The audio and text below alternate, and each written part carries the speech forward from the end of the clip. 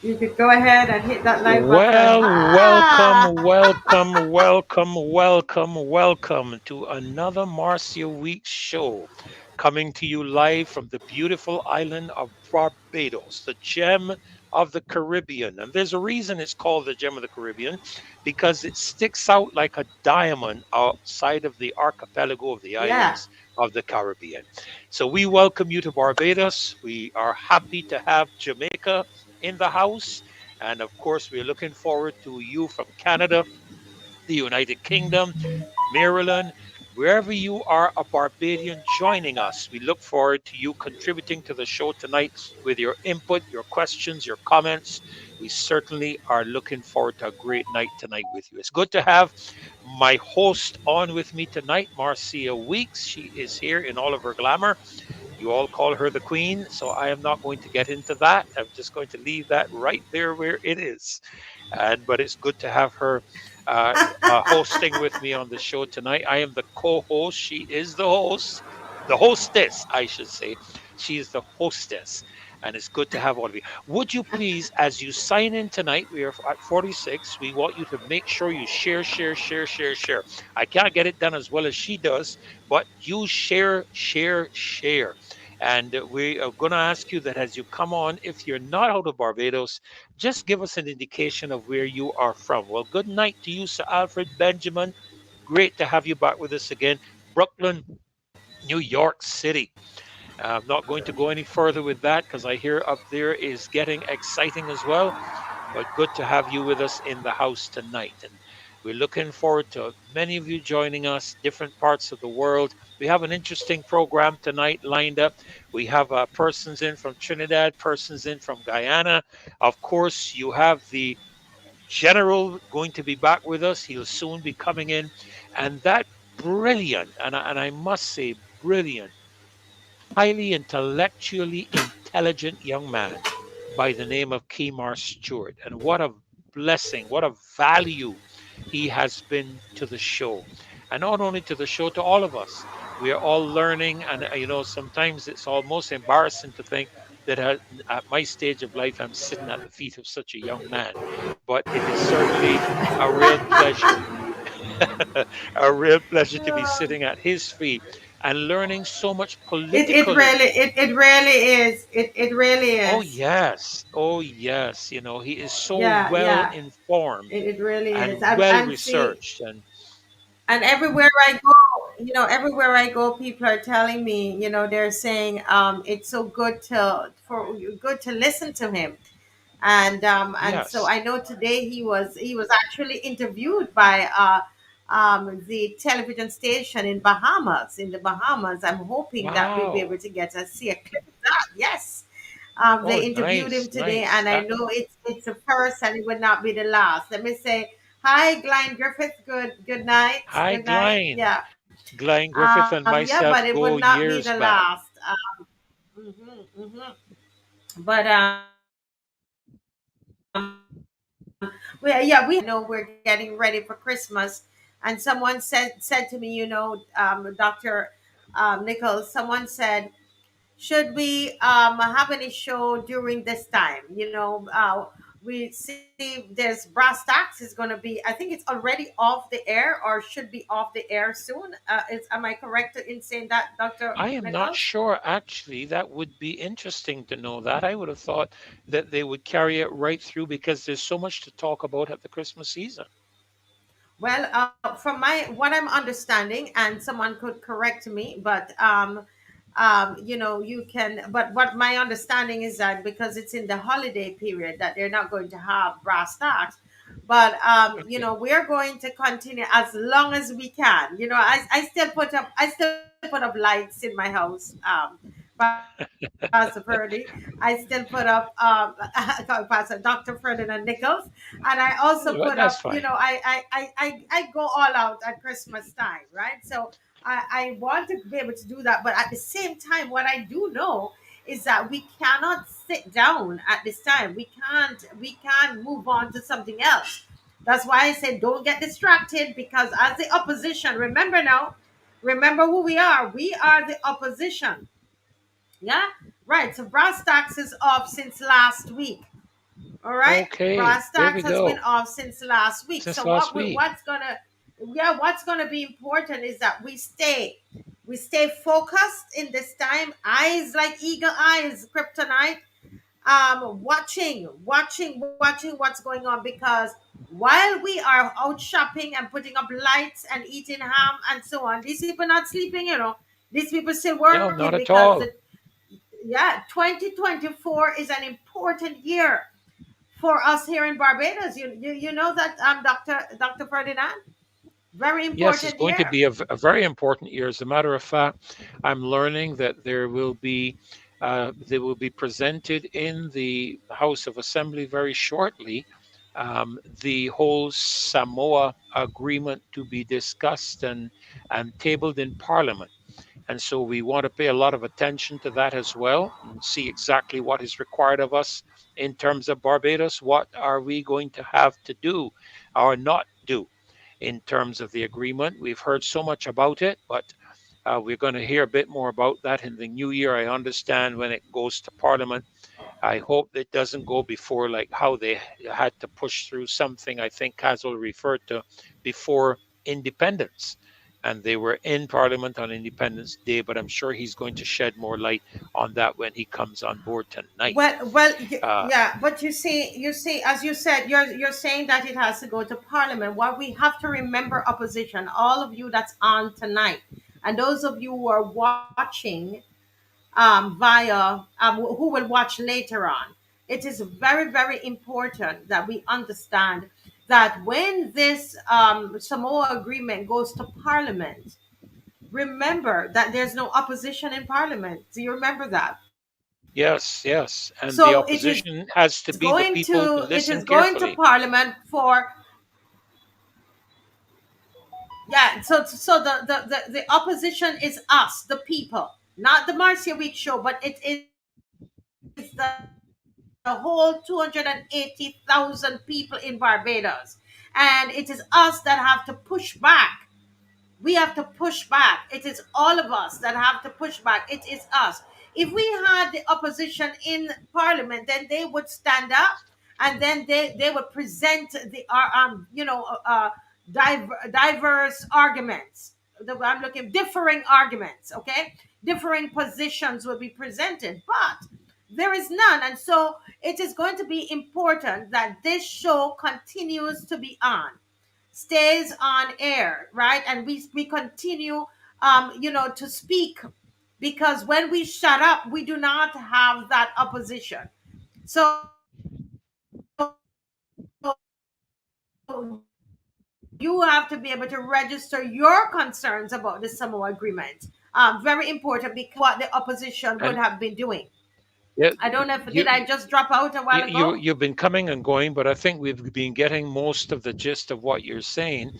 What I'm going to encourage the folk to do is to make sure that whenever a Parliament is on, whenever Senate is on, they generally show the Senate and Parliament debates on Facebook, I believe. Let's make sure we get there and we watch it. We may not be able to stay for the entire thing, but I believe it remains on. If I understand Facebook correctly, it remains on so we can go and see what people are actually saying. All right, so let's keep on the ball. You know, I laugh when I hear that, Marcia, because I heard a joke some years ago, where two ants were next to a golf ball, and and you know they came through the swung, took out all the mud on the left side of the ball. So the ants moved on the other side, and then he swung again and took out the mud on their side. So the ants look at one another and said, "I think it's safer if we get on the ball." So we want to get on the ball so that we remain focused in terms of being our Yeah. loyal opposition, the people. So great to have all of you coming on. We're up to Yes, very, 156, very and that's just important. about where we start the show now. Really, we have Yes, Mr. yes, Umar yeah, yeah. Abdullah I, in the house. Yeah, go right ahead. Go right ahead. Yes. Greetings, Marcia, and greetings to the co-host. Nice to greetings, be again with you Umar. all. Nice to be in Barbados. I don't know if Ezekiel will be there, but it's nice to be on your show. Every Getting time some it sounds audio, like getting some audio interruptions from you though. Getting some audio interruptions. I'm not sure. hope that doesn't come through Okay. because what happened is Yeah, your audio. you're hearing me Yeah, clearly yeah. now. The audio is right. You hear me Audio is clearly now. distorted. Okay.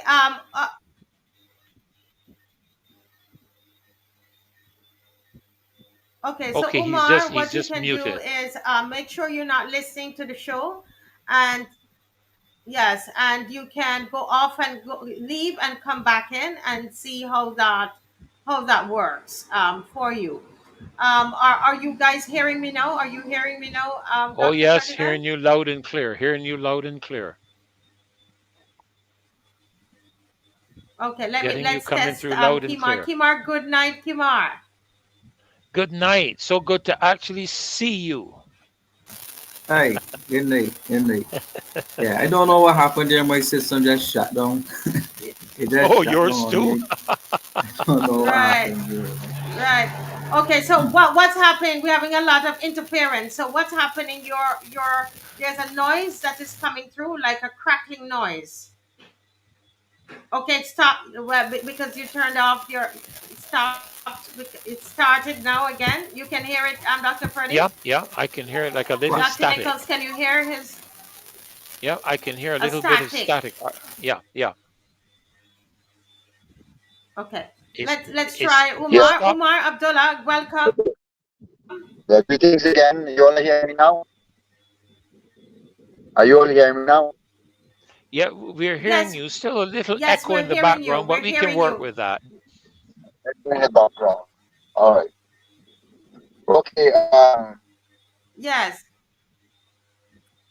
So again, like I said before, it's nice being here with you all, and I hope that I'll be able to share some of the very important information that people needs to hear. Because, like you all would have indicated correctly in the beginning, we need to be alert. And this time, a lot of people are going to be distracted. A lot of people are going to be focusing on the preparation, the Christmas celebration, etc., etc. And this is the time that a lot of these um, globalists are going to use this opportunity to push their agenda.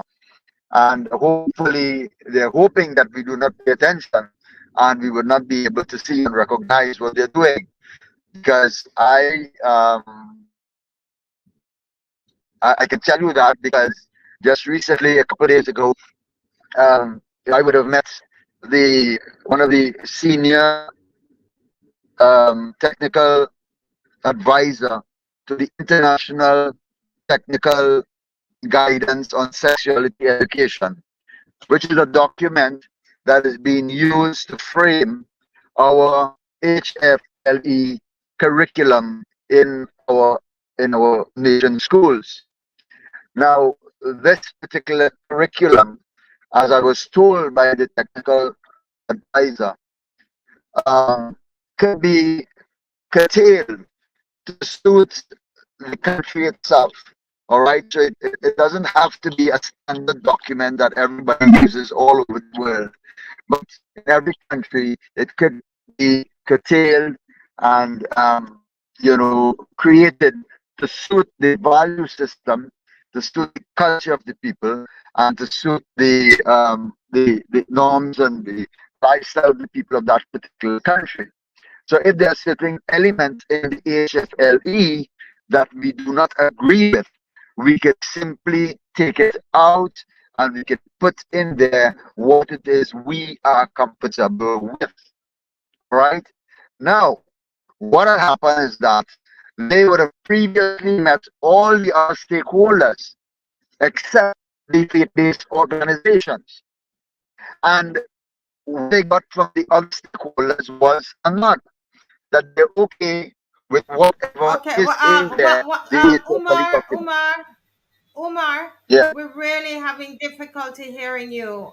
Really, it is a lot of static. I don't know why that is. I removed my background. Someone was saying because I am using a different laptop, so I moved my background. But All right, we're Marcia. having serious static. Yes. Oh, listen to this, Marcia. Probably the reason why is because I'm en route to go home. All right, I'll be there in a couple of minutes, and when I Okay. get there, I will log on my computer and come back in. Good. Let's try that because we Yeah, want to hear what Yeah, you're saying. Thank you so much, yeah, Umar. yeah. Thank you. lovely. Actually, Marcia, what Yeah. he is saying is correct. That is actually, I was in a meeting this evening with our Minister of State and the Minister of International Business and International Affairs, and that was one of the areas that she actually revealed and highlighted. Was the fact that while there are broad statements in the context of what Omar was just mentioning, that those areas would be left up to the individual territories to determine what is in the best practices and best issues of that territory, the values and so on. And Right. they have The committed difference, though, themselves. the difference he was saying is that it's in this particular one. I mean, it's similar, but there's a little difference in that it is per country. So, for example, because he had spoken to me about it already, and we'll chat more with him when he comes on. Yes, There's some countries in the Caribbean where the CSC, that the leaders of the country have said we do not want this particular piece in the HFLE. And Trinidad, they are seeking to get certain parts of the HFLE out of that they're inserting in because they don't want to call it CSC, comprehensive sexuality education, but they're inserting pieces in the HFLE program. And so what Trinidad it has been lobbying for is to remove those elements out of the HFLE program. And him telling us this is for each Caribbean island to lobby their government to speak up and say, we do not want those elements in our HFLE program. First of all, we want you to show us the program. What are you teaching in HFLE? And once we see what you're teaching, then the parents, who are the lobbies, the parents, it's us. And the citizens say, we do not want that particular part. The challenge is that up until we have been talking about the HFLE, we've been asking about it. One, we have not been able to see the curriculum. And second, I doubt how many persons know that they can ask for those parts not to be taught. And I think that's what he's going to be speaking on when he comes on. Yeah. Let me see if I can hear Kimar at this time. Um, Better Hi, know. Kimar. Ooh, no, still having that static. still having Still that having static. that static. Yeah. Oh, I How wonder about, why. What's how happening about no? there? Gone. Static is gone. Oh, all right. I see You're the good and problem. clean. You're good and clean right there now. Yes. Well, Okay. yeah. Well, good evening. Yes. I thank Someone saying, you. happy to see you, Kimar. You're a real politician. Keep on focusing. Yeah. Well, I guess I thanks. I appreciate that. At least politicians in Barbados get a very bad rap. So at least something good is coming out of the political stock left in Barbados. So I'm happy to take that one. Well, we're waiting on Umar to come back on.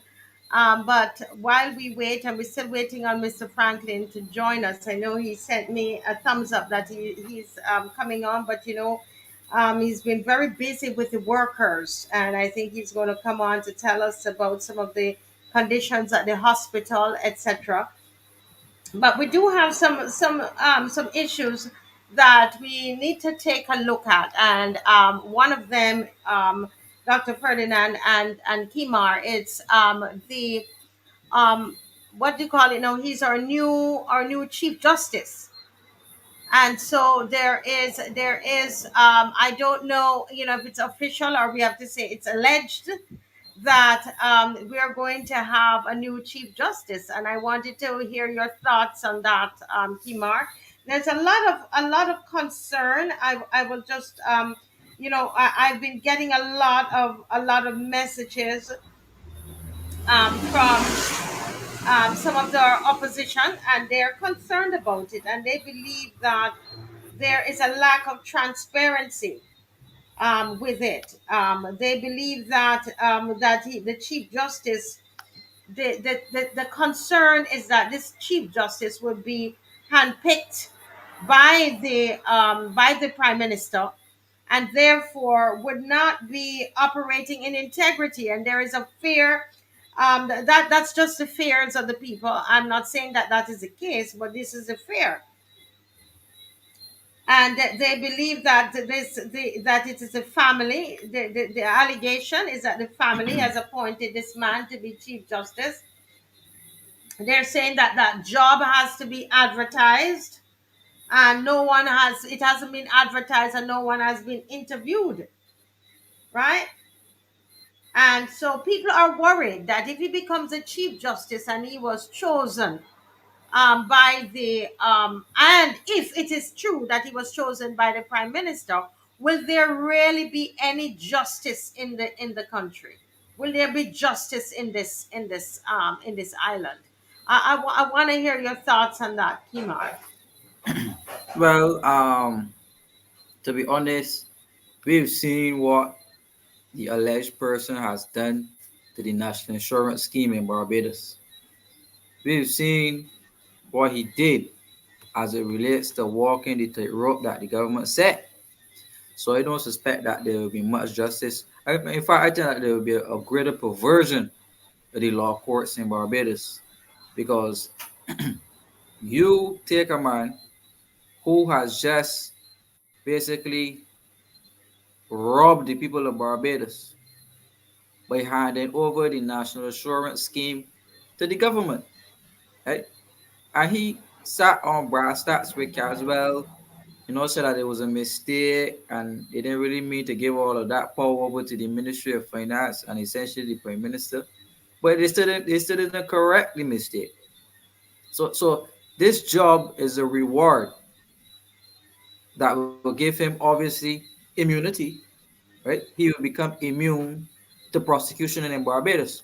So if we investigate and find out that there was wrongdoing while he was chairman of the NAS, he's now exonerated from being charged locally because he's now the Chief Justice of Barbados.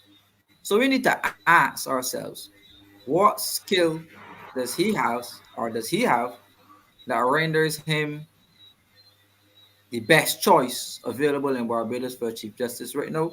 Or is this a political reward for doing the dirty work of the government as it relates to the destruction of the NAS and signing over those people, those workers, onto a statutory board and putting the Minister of Finance in full control of the people's money?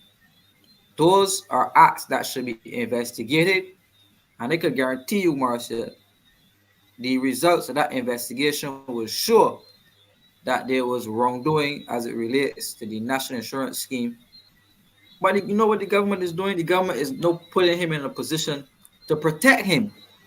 That if, say for example, the opposition comes to government, opposition meaning us, and we do an investigation and we found that he did any type of financial thing that was improper, he can now be shielded from any charges based on the position that he's being given, right?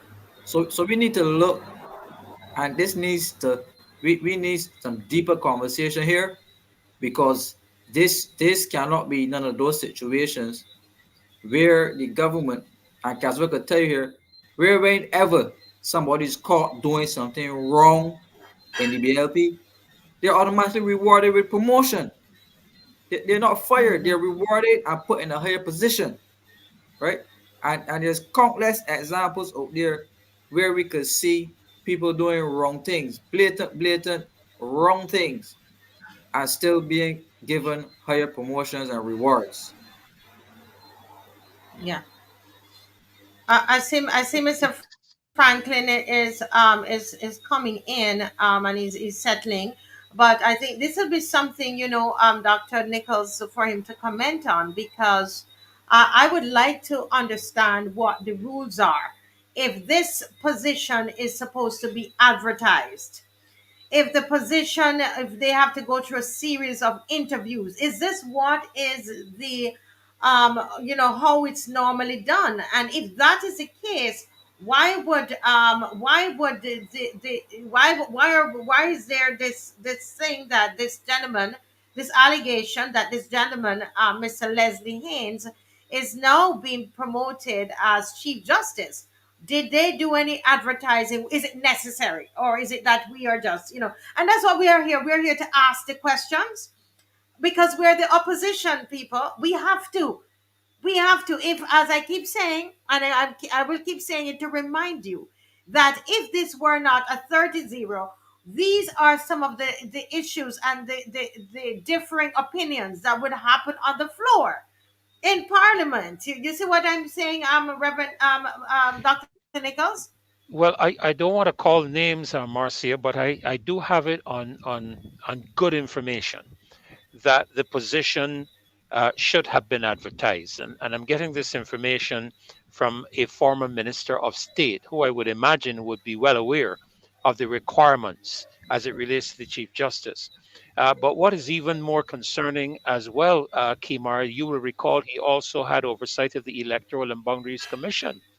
And we have just come through an election, second election, first one for a pandemic, in which over 5,000 Barbadians were denied the right to vote without any opposition being raised by him as the chairman of the Electoral and Boundaries Commission. Now, give you grant, at the same time, the Bahamas held their elections, and the Prime Minister of Bahamas made it possible and ensured that everyone who was quarantined in the Bahamas had an opportunity to vote. So it could be done. But clearly, and these are the areas, I made a note here speaking of the separation of powers. It's one of the things I like about the American system, the separation of powers, where Congress is separate from Senate, separate from the presidency, separate from the Supreme Court. And the president cannot put anybody in a position, in a judicially authoritative position. He can nominate, but then the Senate has to confirm that individual by a majority vote.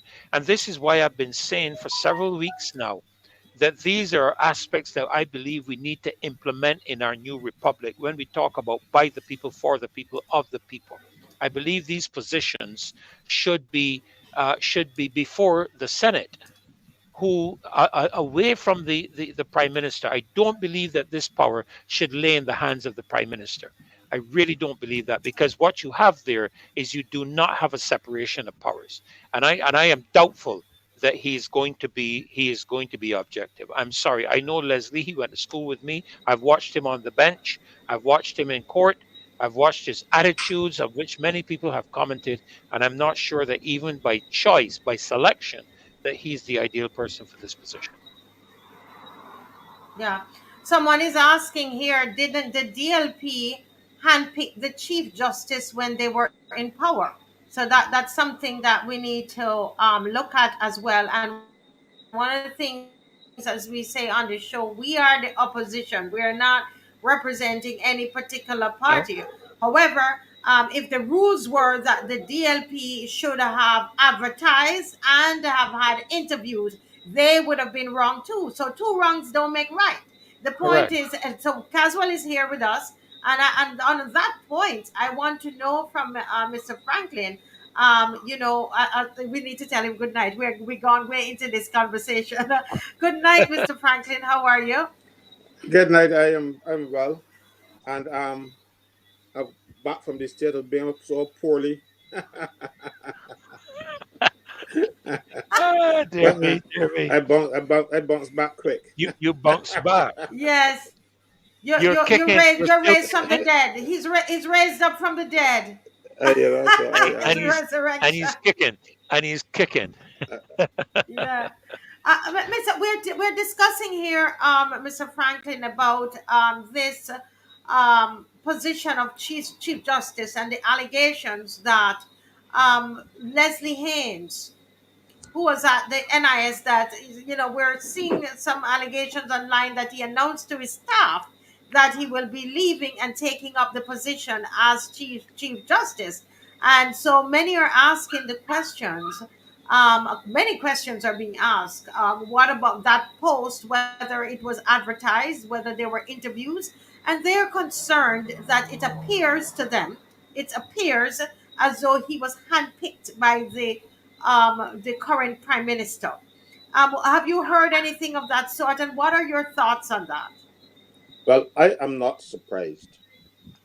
And even though the Prime Minister some time ago introduced legislation into Parliament that says judicial appointments should go before Judicial Appointments Committee, and that committee would recommend to the Prime Minister, all of that was just fluff, because the Constitution is supreme, and the Mm-hmm. Constitution provides a way for appointing judges. Mm-hmm. And how that is done, and according to the Constitution, not according to the Judicial Appointments Bill or anything else of that matter, Mm-hmm. how it Mm-hmm. is supposed to be done, and how is that the Prime Minister, after consultation with the leader of the opposition, will recommend to the president. Mm-hmm. Now here we go. There's no leader of the opposition. So in the same constitution, it says that if there is no leader of the opposition, then anytime that the prime minister is supposed to consult with the opposition, the prime minister will do it by themselves. Okay? So the prime Mm-hmm. minister has the sole right under the constitution to appoint judges. Because even though they put this bill in place, and I saw Abrams and all of the other things, they said the prime minister giving away some of her powers and all kind of stuff, when they had the first set of judges that appointed going through the interviewing process. And I don't know if it turned out a judge that they don't particularly fancy, because since then they don't have any others, But there's Mm-hmm. a judge called Shauna Griffith who has, but she has earned my respect. I don't know if she cares if I respect her or not, but I've seen her judgments, I've seen her decisions, and in most cases, sometimes I don't agree. Mind you, not that I don't agree with what the judgment says. It's just that I didn't like the decision because I wanted a different outcome. But you Mm-hmm. cannot fault her, right? For her and just recently we heard that she was recused, or she recused herself. I don't know what Mm-hmm. really happened. So the prime minister ain't taking her chances on getting an independent judge. So she wants people who would be her minions. And Leslie Haynes is a minion of the Motley family. She only Why know do about you the food say work. that? Why do you say that? Because before you even go into that, so you're saying that the prime minister has the right, based on the constitution, to choose Based on the this chief Constitution. justice. Okay, so Yes. that she But doesn't have to. It doesn't but have to be advertised or anything of the sort. there is a piece of legislation that says it should be advertised. Mm-hmm. And but that piece of legislation is not piece that can override the Constitution. So even though Uh the huh. prime minister had that legislation put in place, it was just fluff. At first I thought it was a good thing. Only not to realize it because there are several judges who have been appointed since that legislation has been put in place, and they did Mm-hmm. not go through the Judicial Appointments Committee. Because there are several. I think Wanda Blair, she didn't get interviewed and stuff. I think also Carly Graves, even though I think he's a good judge, he didn't go through the process either. He went through the process for Chief Justice some years ago when Pat Cheltenham um, um, became Chief Justice. There was a selection process, and Pat was interviewed. Pat, Mm-hmm. I think it was Pat Cheltenham, Francis Bell, and Carly Graves. They were interviewed for the position, and Pat Cheltenham got it. So the Prime Minister set Right. a precedent, but the precedent might not bring the type of results that she wants. So I got then you. then I take the chances. No, and I look, Mm-hmm. I keep telling you that afraid for Barbados because of this judiciary. Mm. And sorry for speaking personally, but I have a case before the court now with the COVID-19 directives. When I saw the written decision, mind you, the written decision came 13 months after they told us we were going to get it in 30 days. The decision was read to us, and then a written decision was supposed to come within 30 days because, according to what the judge said, there were a few typographical errors and she's going to fix them and get back to us. Then after 13 months, and I didn't see, I went to the nation. But then my lawyers got called and they eventually issued with the written decision. And I said to my lawyers, I might be losing it a little bit, but I do not recognize what is written here from what was read to us in court. I might be wrong, but I want to be satisfied that I am wrong. So I want the transcript because there's a young lady in the court. She's there doing this little typing thing, and she types every word. And it was also recorded. So I'm saying, well, I want the transcript to satisfy because I've appealed.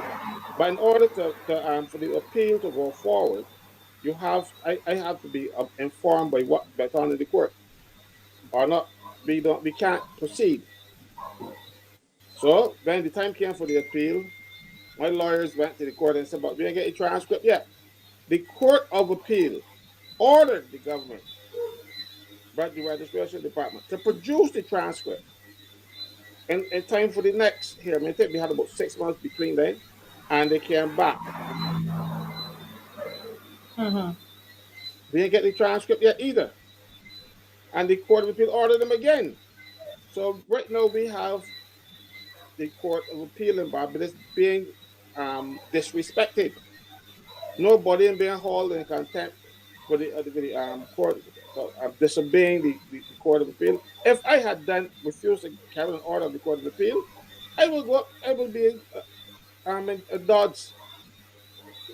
You know, so that's going to tell you. So why could people refuse to obey the court, and the court just say, throw their hands in the air and saying, well, we ain't get it yet, so we can't do nothing. The court now is weak. It is weak, and their decisions are ignored.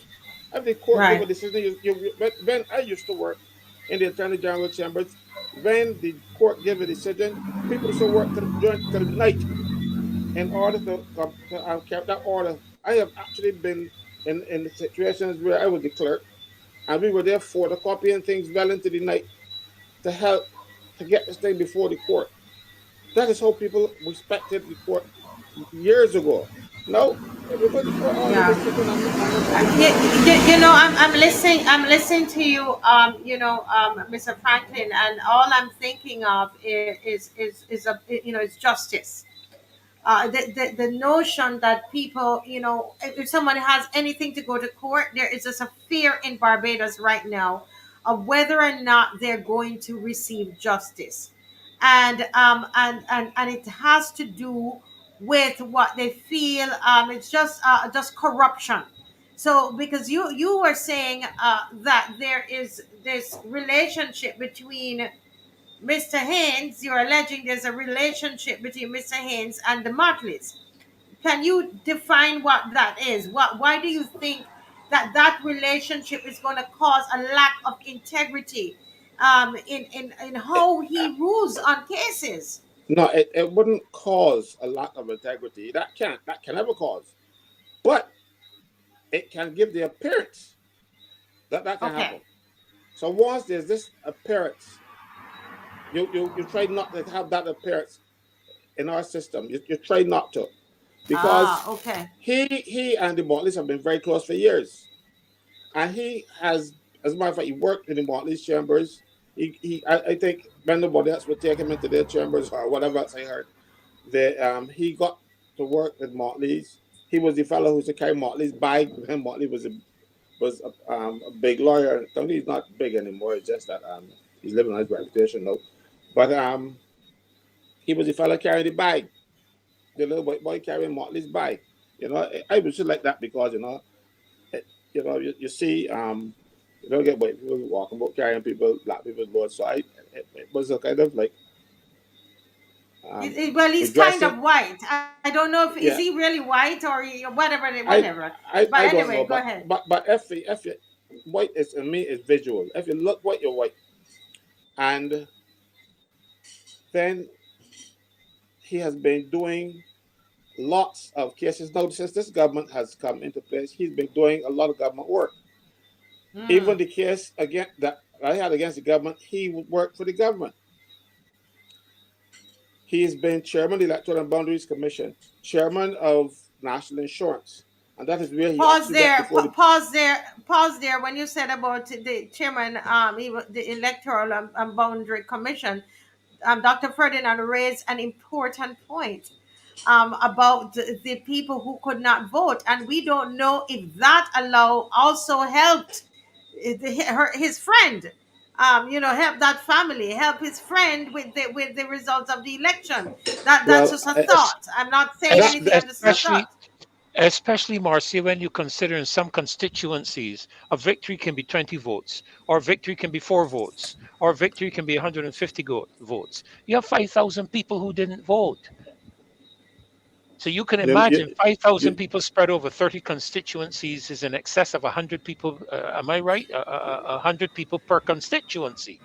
So we could have had a very different result had those 5,000 people been afforded the opportunity constitutionally demanded. They were denied their constitutional rights. And I didn't hear a single attorney in this country take it up. the attorneys in this country don't go against the government easily because they will be blacklisted. They won't get government work, and a lot of them there's a cap in hand because there are too many of them, and they either get insurance work when people get in car accidents and stuff and sell out the clients, or they get government work. So if you don't get one or the other, you got to go there and earn your keep, and a lot of them are not prepared to do that. You know, So we I disrupted. I kind of interrupted you there, Mr. Franklin. But I wanted the people to recognize that it was the same Leslie Haynes that was the director, right, of the the electoral chair the chair and the bound chair the chairman the chairman. chairman. The chairman when these he was a chairman when these 5,000 or so people did not vote in the election, right? He was the one that who would have made that kind of decision or part of that. So bear Look, that in mind. I'll tell you why I don't like the Electoral and Boundaries Commission. Because it is appointed by two politicians. The prime minister appoints, well, recommend the appointment. The president actually appoints, but the appointments of On three the are recommended by the recommendation. prime minister, and two are recommended by the leader of the opposition. So you will, and they usually pick their people. I don't care what kind of high standing they have in the community. Right. They're usually BLP people if the BLP pick them, or DLP people if the DLP pick them. But Caswell, So the you can remember that Leslie Haynes represented the government in the case, um, a constitutional court challenge by Adriel Waffet, who was the former Attorney General. Leslie Haynes represented the well, government. no, he was suing the Electoral Boundaries Commission as well. So he he um he shouldn't really represent the Electoral and Boundaries Commission because being the chairman, you don't represent yourself. So that would have been strange, you know, because you are being sued. And they usually say the lawyer who represents himself has a fool for a client. And I don't remember who represented who, but it wouldn't be normal or even sensible, especially when they got so many lawyers around the place. But I'm like, let me get back to what I was saying though, because so nothing that the parties in power wants, the party that recommends the majority of the Electoral and Boundaries Commission is denied them. So the Electoral and Boundaries Commission should be an independent commission. It is not. And as a result, you will get decisions like this. And people then, and I can tell you from my experience and my, because I have been around politics for a while, I know that chairman consult with the ruling party on things that they should not consult about. But I will not go further than that because I would have been in a confidential situation at that time. So I know. So it is nothing new. I will not call names. I will not. But I can give names of chairmen who actually went outside of their remit and assisted the the government. Mm-hmm. So I never like it because the government because three beats two every time, and when you have the government appointed three, whatever the government wants, those three can vote for. The other two might vote against it, but they can lose. So the Electoral Boundaries Commission is a sham as well. It should be a commission appointed by the president, picked from non-politicians. But I doubt very much that you will ever see that because the president might not be favoring the party in power. And mind you, the president should not be fair in any side of any particular party. Should be impartial. But Mm-hmm. then Mm-hmm. again, this is Barbados. Yeah. But now also know Leslie Haynes. Leslie Haynes, as I said, he's chairman of several things in Barbados. And also now, I remember him on the march when the Barbados Labour Party was campaigning against the when they were in opposition and campaign against Randall. They had marches. He was on the march. You say. He is a BLP yard fowl. He was on the BLP march. I know that fella out there that marching for the government can turn on and be the Chief Justice. I hope that they were just flying the kite to see how the people would respond before they do it, because politicians do that. They let something out to see how people will react. You Mm-hmm. can't have some person so um well, I can't say compromise, but have the appearance of compromise that he could should be Chief Justice of Barbados. You Mm. know, if he wasn't so political, and I'll tell you, he went on the radio and denied something he said to Barbados today 3 months earlier. Remember when they called him when they had him on brass tacks, and he said that the thing was just a mistake. Earlier in the Barbados today, 3 months earlier, he was saying that this is what the government intends to do.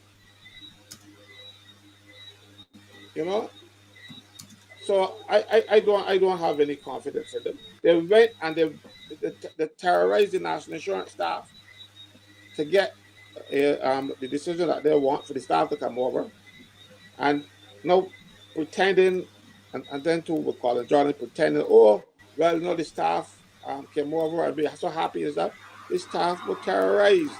Walter Maloney spoke to it recently. Walter isn't lying. But Yeah. so this is Yeah. this is the Yeah. person you would want to have as Chief Justice of Barbados? I think not. Yeah, but Kimar, I think that someone is saying that this could be a distraction, but I don't consider it a distraction. I believe that we are the opposition and we must speak out if it is something that they're even testing the waters. It is important for us to speak out as the opposition and to raise the red flags and to raise the concerns.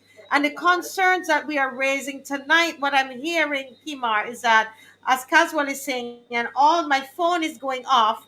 You see me looking at my phone. People are sending me stuff. They're concerned. Barbadian citizens are concerned that this is a compromising situation that we're being put in because we do not believe that we will get justice from this Chief Justice who, as Caswell said, may be a BLP yard fowl. You have any more comments, Kimar, on that?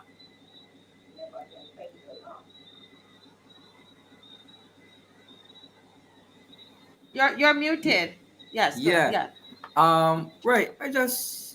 My issue really here is we need an investigation as to what Yes. happened under the Electoral and Boundaries Commission, and an investigation as to what happened with the National Insurance Scheme. Right. I just want to quote a piece here. It says here, Chairman of the EBC, Leslie Haynes, has made it clear that the EBC, this is with the 5,000 people not voting, that the EBC will be bound by the law until the law is amended. COVID-19 positive patients will not be allowed to vote. He then went on to say that the persons in quarantine and home isolation, according to the law, cannot vote. He went on to say that the commission, which is the EBC, has sought an opinion from its legal counsel and was satisfied with the advice given. Now, based off what we saw there, he's the legal counsel, Mm. right? But he's saying that they sought advice from the legal counsel, and that's what the legal counsel said. And he went on to say that the persons who were prevented from voting were solely prevented because the directive came enforced under the Emergency Management Act, Right. which prohibits those persons from leaving isolation for any reason. Now, that is where the wickedness was at, and that the government had no real authority to pass that Emergency Management Act with the stringent directives that was in them, right? But but this brings me to another question, though, Kimar. The calling of an election during a state of emergency. Does our constitution treat to this as well, Kimar? Because we were in a state of emergency. Clearly, in a state of emergency, normalities of life cannot function. That would include elections, campaigning, canvassing. Those are things that could not have been done or should not have been done. So, how can we call a general election during a state of emergency? Because that's Freddie, what we were in. Freddie, we were under a state of emergency, and you should not be assembling in numbers and all kind of stuff. But they had political meetings, so it was what was sauce with the goose was not sauce with the gander, because I was saying, but look, these got people out there that could be infected because you don't know who had COVID, but they still had they still had mass meetings. So it is what they want. They do what they like, and there was nobody to tell the prime minister she was wrong. When I attempted to do so, I am still trying to get the law clarified in this area because we want to get the decision appealed, and it ain't happening. It is not happening. Something like that should have been heard ever since and decision, and they should go on to the courts. Look, when they had the case with Eddie Ventrose, I think his name is Eddie Ventrose, and others who wanted to vote, and the court opened and they did the case and the appeal and whatever else in 2 days. When they want to do something, they will do it. You remember when there had some people, some CARICOM nationals, who wanted to vote, but were not allowed to vote because the law was clear. I don't know what the government was making fuss about. Yes, I remember But that. they're still able to open the courts and get the decisions done in one day.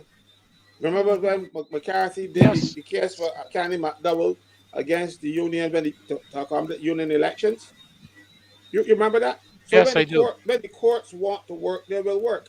They did not want to work this time, or they were not allowed to work this time. And Yeah. I am now mindful that Shona Griffith said she was to the effect that she recused herself, or she made a decision to recuse, or a decision was made Made for her. Yes, for I her to remember recuse. reading that. Yeah. I will never forget that. You Yeah. see, But but that is I what think she's trying to tell us something. And this is what the I think people so. are saying. Yes, and this is what the people are saying, that, and that's why we have to register that call in. Well, there's no brass tacks for the rest of the month, but we're not going to let up off of this, Kimar, you were saying something when the others commented. I want you to continue your train of thoughts.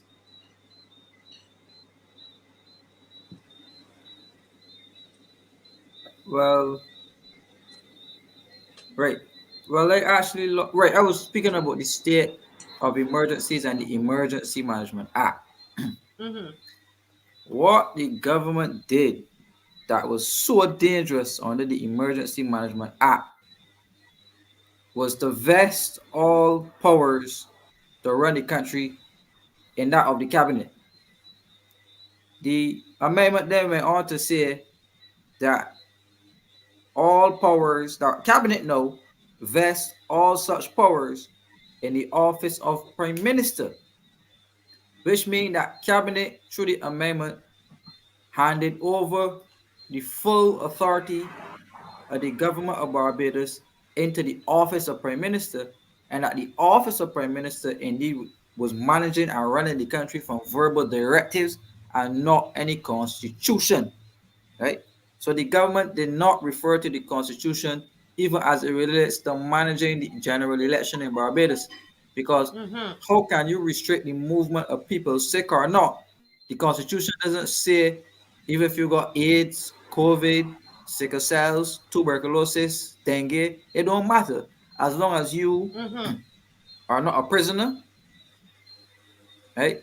You should be allowed to vote in Barbados. The government used this Emergency Management Act, and as I said, only one person had responsibility for the act, and that was the Prime Minister. So you had 29 others basically neutering themselves, tying their hands, tying their feet, tying their mouths, and giving over full Mm-hmm. authority over to the Prime Minister.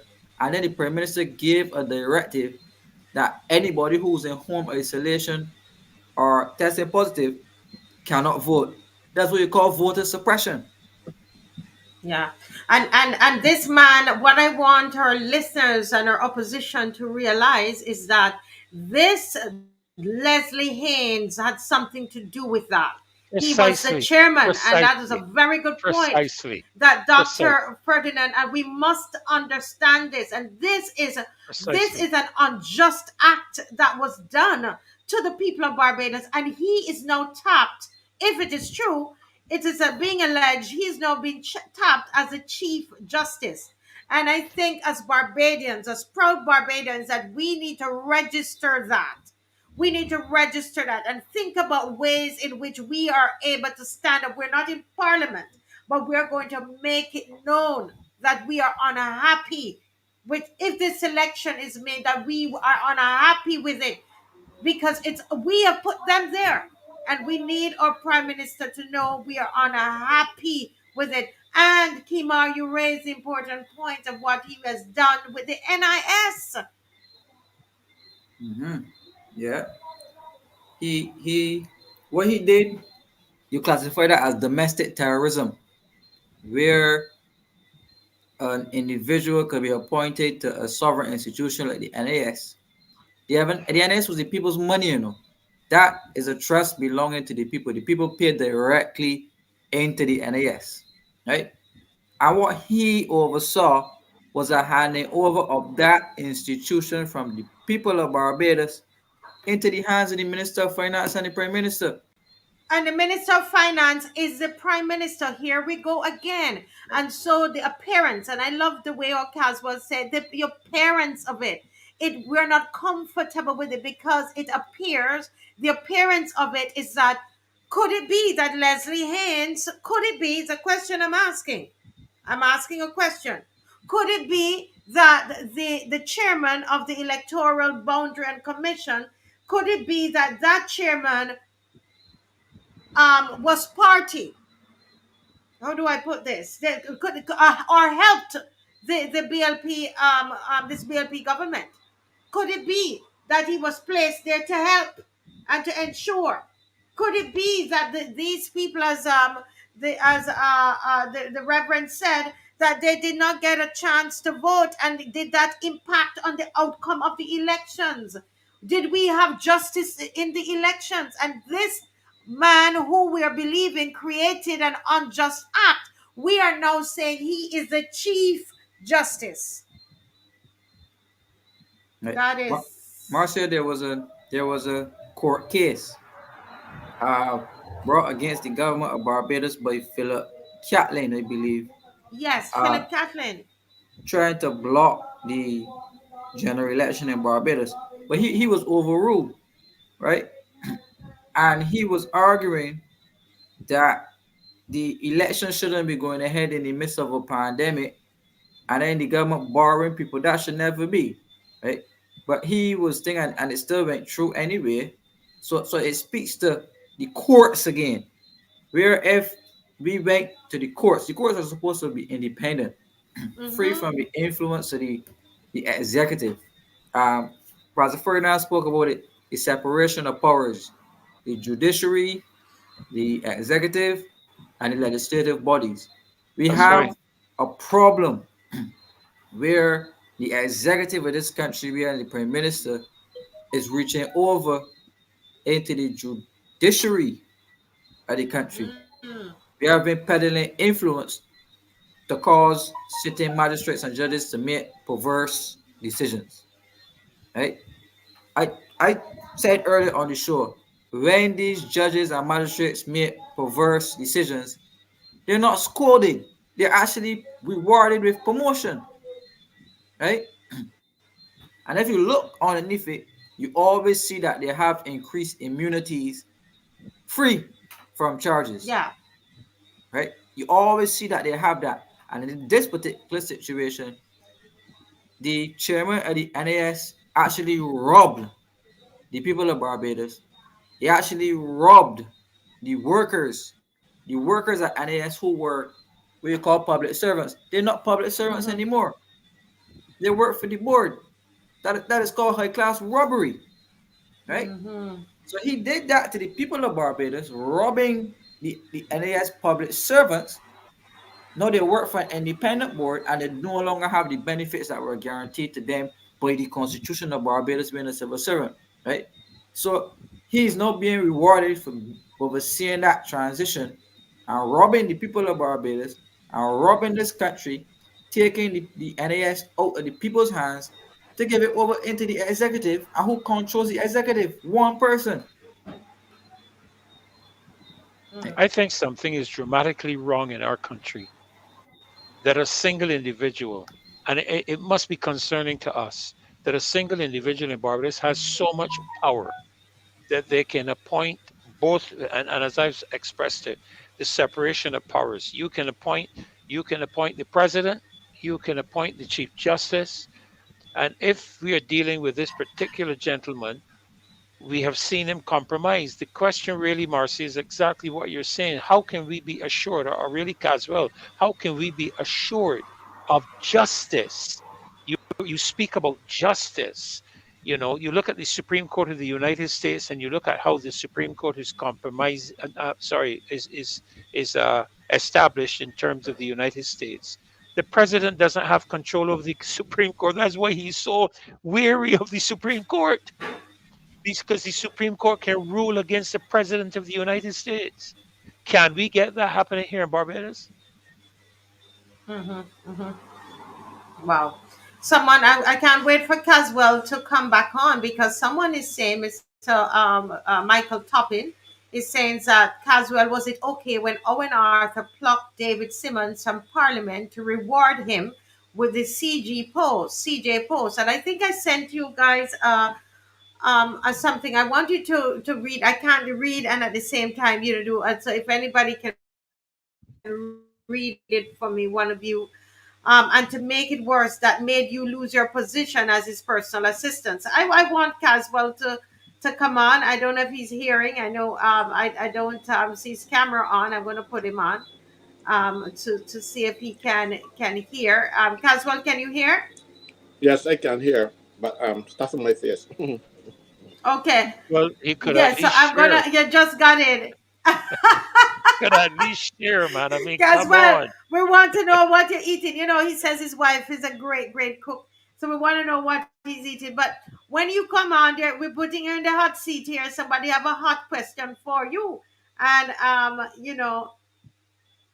Well, when I yeah, but, review the information that you sent, yes, Marcia, as it relates yeah. to the Judicial Committee, I have my doubts that the Judicial Committee could select the Chief Justice because the Chief Justice is actually a member of the Judicial Committee.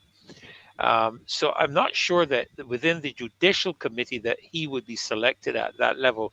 I believe that would be more a constitutional matter. Hmm, hmm. Okay. But So, then because that, Caswell, as you know, is a constitutional man. So I would yeah, await his take on that wait him. to be sure. Uh, Yeah, yeah. Yes, thank you, Doctor. Kimar, did you read what I sent you? I know it's a lot, and I just sent it to you. Any thoughts there on what? Can you summarize? I didn't get a chance to. It was just sent to me. As I'm here, people are sending me information, and so it's a little difficult to read everything, right? But I'm going to look for this question again, Mr. Toppin, and ask Caswell to read to answer that question. But this thing about justice, I want to say to the opposition, Dr. Ferdinand, that are listening to me. There are 409 of you on, and I know that by tomorrow there'll be quite a few of you, over, probably 2-3 thousands of you who have viewed this broadcast. And the question is, are you comfortable with this situation? How do you feel about justice? Justice is that's an important thing as a person, as a citizen in the country, for you to be able to have that and to feel, Dr. Ferdinand, and I love that you're also a reverend, and this becomes a matter of concern for you. As a reverend, because your faith talks a lot about justice. Because somebody might say, well, why is he talking about that? can But you that's can you just but talk that is about justice? precisely but that is precisely what Jesus talked about. Jesus, when he was confronted by some religious leaders and some leaders in his community, he said, "You go after certain things, but you leave undone the matters of justice and righteousness. Those things you ought to have done, while not leaving out the other things you should have done." So clearly, throughout our scripture, justice is a high level of reference, Marcia, from Genesis to Hmm. Revelation. God always deals in justice. And so it's so important for us to be able to represent people and ensure that they get justice. And my concern is not only within the Hmm. context of Leslie, who is allegedly going to be appointed as the Chief Justice, but the camaraderie that exists between the grouping. Can we be assured of justice?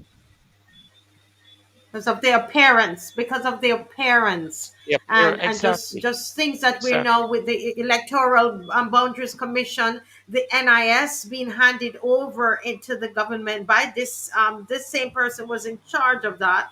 I mean, it just reeks of corruption.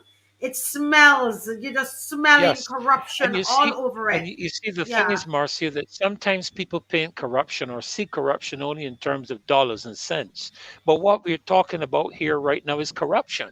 It may not be in terms of money, but is in terms of people getting a fair hearing. It is in terms of people getting Hmm. the rule of law fairly and objectively dispensed. How can we be assured of that? If that is not possible, then the system is corrupt because you have one level of Yes. justice for one set of people, which Caswell is referring to, and you have a different level of justice is for another group of people. And this is creating the problem even in the United States. You've Hmm. seen the riots, you've seen the pushback from people who see one set of justice for Joe Biden's son, and you see a different set of justice for somebody at a lower level in society. And that's people are very Hmm. disgusted with that. Yeah. Yeah. Yeah. I'm Thank you, here to get. Reverend. He's Yes. finished. He's Yes. finished So, eating his food. All right. you know, you Thank know, you for um, for that indulgence. But of I will course. go right in. A former Chief Justice of England, Lord Chief Justice Hewart, Hewart, was is famously known for saying justice must not only be done, but must manifestly and undoubtedly be seen to be done. So it isn't a question of if he will give some great decisions. You will always have in your mind the thought, because he's a BLP yard fowl and he is always so far up the mountains that you would be worried about, especially if a decision comes before. Let me give an example of what I'm talking about. Even in the private, there was once this young lady at the Ministry of Public Service, and she got a good annual report, and it was good. And she said, "I'm not signing it." And people said, "But what you said is a good report." She said, "Because the lady that wrote this report on me, I've seen her twice in the year. She does not supervise me."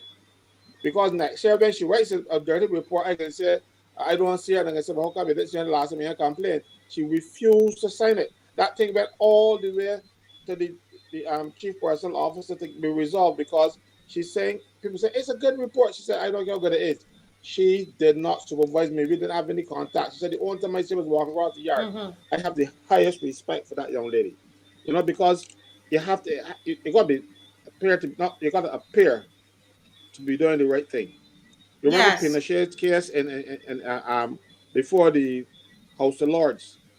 Pinochet must have given some sort of money, a donation to Amnesty International, or his wife was even the contributor, or whatever.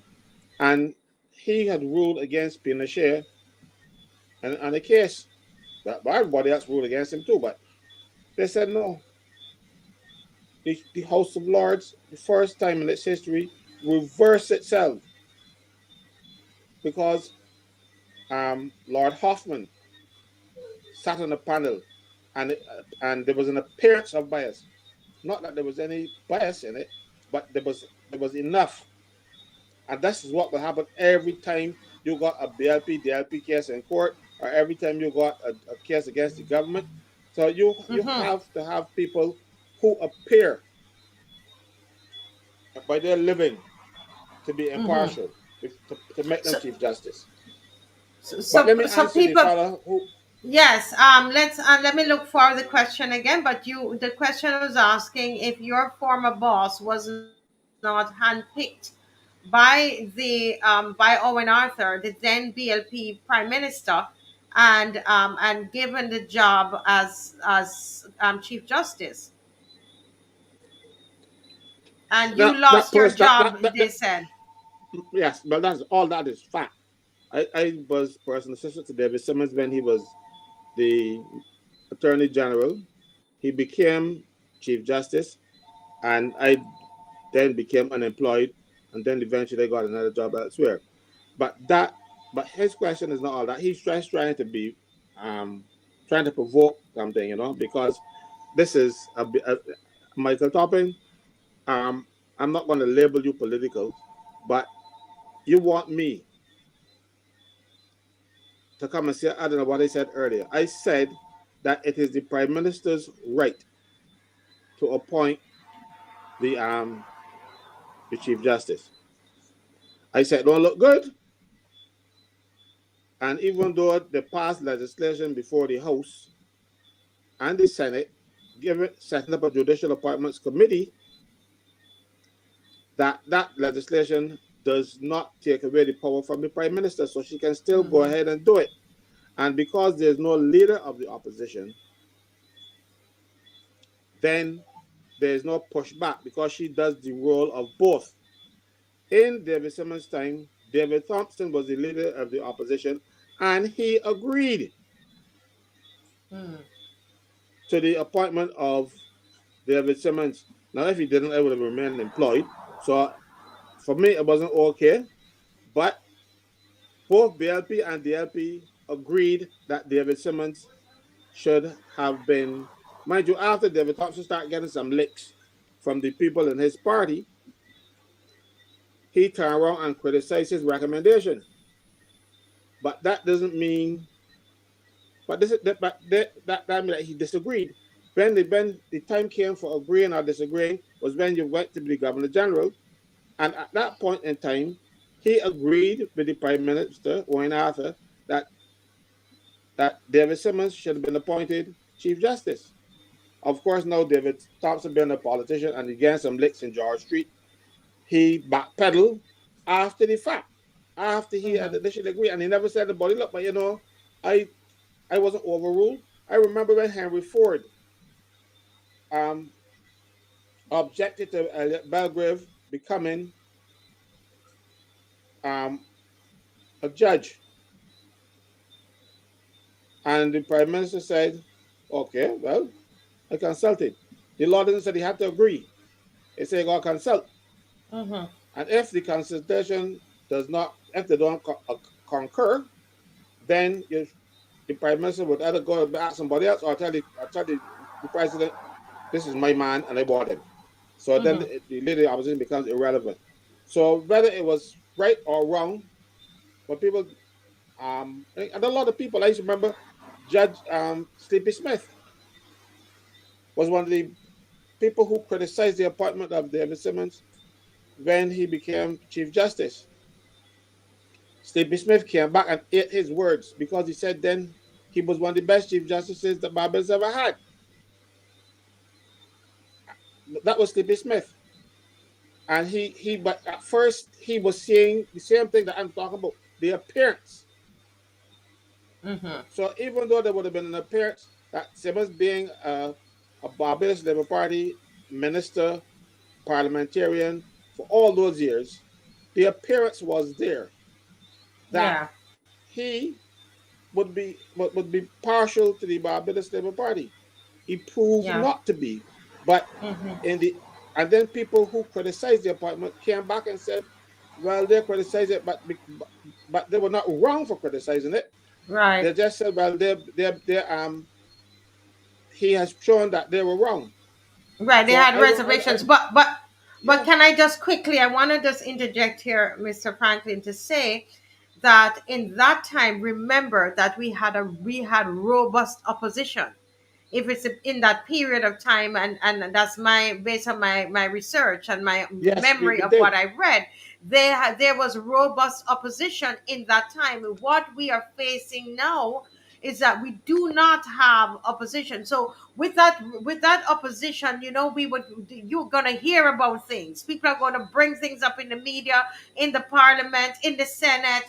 All of that is gonna happen. At this time, we do not have that, and that is one of the reasons why I believe it is so important, that the people, whether you write to the Prime Minister, write to your MPs, write to the newspaper, use your Facebook, do something about it. Do something about it and register your concern about it. But continue, Marcia, please. Yeah, go ahead. Yeah. right. Um, I just wanted to add some information here about the Electoral and Boundaries Commission. We were speaking about opposition. So, Verla de Pisa, in the statement that I'm reading here, called for the removal of the entire board of the Electoral and Boundaries Commission, and this was around January 2022. And the reason for that was because some of the voters, were left off the list. And in a press statement prepared, she said that she called on EBC Chairman Leslie Haynes and others of the commission to resign because it was gravely concerning and revelations from Mr. Haynes regarding the inability of some citizens to vote. And it was said that on election day, in an interview with Loop News, Haynes apologized to members of the electorate who were omitted from the general polling day list because they were scheduled to work at the polls. And they were on the special polling day list. I don't know if you know what special polling day, but that is for like police officers, members of the armed Okay. forces, people who were in the polling stations, stuff like that.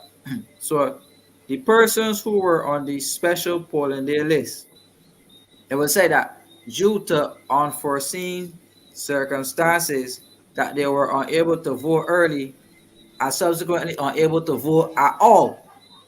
Mm-hmm. Right? And he held firm that one name could not be on two lists and that the names were not removed and entered for general polling day over the weekend before elections. Right? And he said that, well, she said that Mr. Haynes, a QC, has found it necessary to issue a public apology courtesy of a local radio station to the Mm-hmm. members, to the number of election day workers who, by faulty administration of the Department of the Electoral and Boundaries Commission, were denied the right to vote during the recent general election, and is already admission that the apologist is guilty of some wrongdoing. And it is in this regard that Mr. Haynes' action must be considered an act of the gravest concern. Yep. And whether Barbadians who have great doubt over the readiness of the EBC that is entrusted with the responsibility for administering the electoral process to efficiently conduct a snap election in the midst of a raging pandemic, she said that Haynes admitted his maladministration of the EBC, which affected the body of election workers, which must be Mm-hmm. viewed in the light of a far greater problem raised in respect of the fact that thousands of other qualified electors who were afflicted by the COVID were also disenfranchised from the same general election. Right? And Mr. Haynes came out and boldly pronounced that those persons who, I mean, we said this before, who had COVID would not be allowed to vote. And the EBC had therefore failed in its responsibility to put such arrangements in place to accommodate all registered voters and had unlawfully excluded thousands who fell victim to COVID through no fault of their own, because it was the government who actually let in the tourists in Barbados to walk all around this country without administering the law. So it was an unfair Mm-hmm. application where they locked down Barbadians, had us in the houses, but had the tourists coming in here, roaming all over the streets, passing on COVID to people. But she, just to wrap up quickly here, because I don't want to read everything. She said what Mr. Haynes did was an unlawful act, and since Hmm. Mr. Haynes is apologizing for the EBC's inefficiency in respect to this group of electors, the EBC must also take responsibility for the Mm-hmm. disenfranchisement of the thousands who were unable to vote through the Boy, wow. same inefficient process, which involved no accommodation for every registered elector to express his franchise right in general uh, election. So then she went on to call for the removal of the entire board, because the board was essentially compromised in its duty to administer a free and fair election. Yeah. Wow. And this is the man. This is a man that is being alleged to be tapped to be our chief justice. What has justice become in this country? There What is has justice become? there is no such thing in Barbados right now. There's no such thing called justice. Yeah. It is like the unicorn or something like this, or phoenix. The mythical creatures. They don't really exist. Not in Mm-hmm. Barbados. And to make sure that it, it continues to be like that, the prime minister, whoever that person is, make sure they get their people on the bench, because Mm-hmm. they want to have a situation that the court will be lenient toward them. It is unfair, it is unreasonable, it is undemocratic. You have in Barbados right now right? But I think Freddie was talking about separation of powers. There is absolutely no separation of powers in Barbados. We have the executive, which is the cabinet, and then we have the legislative, which is the House of Assembly, and then you have the judiciary. The executive is the um, cabinet and the civil service, really. And but watch, it is so tainted that the persons who form the executive, the cabinet, they are from the House or the Senate, and you have more ministers in the House. So the House cannot outvote the cabinet at any time. You remember Mayor Motley saying that Barbados only needed about 12 when Frandl 12 ministers when Frandl was in power, and then she went put 26. Now we have a parliament of 30, but you had but at least 23 people in the lower house. That means that there were 7 people in the lower house that could vote against the cabinet, because cabinet decisions are made by consensus and it's collective responsibility. So when the cabinet make a decision, all ministers make that decision. So a minister Mm-hmm. cannot be seen to be coming to parliament and voting against or speaking against an piece of legislation that they all agree to in parliament. So there's no separation of powers. And then the person now, as prime minister, has the absolute, and I say absolute because if there's a leader of opposition, a leader of opposition says no, it is still yes, because the prime minister then could overrule the objection of the leader of opposition to pick to pick not only the head of the judiciary, but to pick the judges. Judges So as well. Yeah. there is no separation of powers. It is a mythical separation of Mm-hmm. powers in Barbados is mythical. It's mythical, and that's really where, and that's what Dr. Ferdinand spoke of very early in the conversation. But we want to break from Barbados a little bit. We're going to come back because we have to talk about some other things that's happening in Barbados, like we were told that in a certain place, is it St. Thomas, or I can't remember if it's St. Thomas, where there was some issues up there at a party office Oh, that had a St. party. Andrew, St. St. Andrew. Andrew, St. Andrew, sorry, St. Andrew. So we're going to come back and talk about that. Don't go.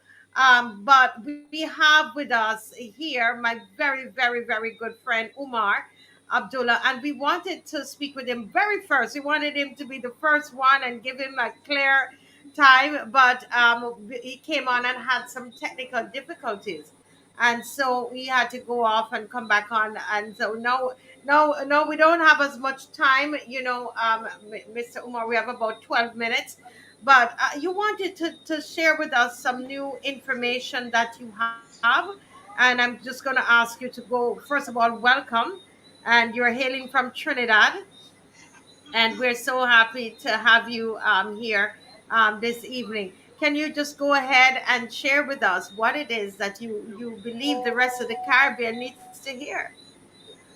All right. Pleasant greetings to each and every one of you, all your viewers and listeners throughout the globe. Now, very interesting. You all were talking about that situation in Barbados earlier, and I was at some point in time trying to figure out if you all are not actually talking about Trinidad and Tobago, because we actually have the same things happening here in Trinidad and Tobago. And to pin that to what it is I'm about to speak about, it's also happening globally in the global institutions and organizations that are attempting to infiltrate our countries with their perversions and what have you. So what I want to quickly talk about is the HFLE curriculum. Now, the HFLE curriculum is a document that our Caribbean islands are going to be using to introduce a particular type of education style within our education institutions. All right, and this is very important because it is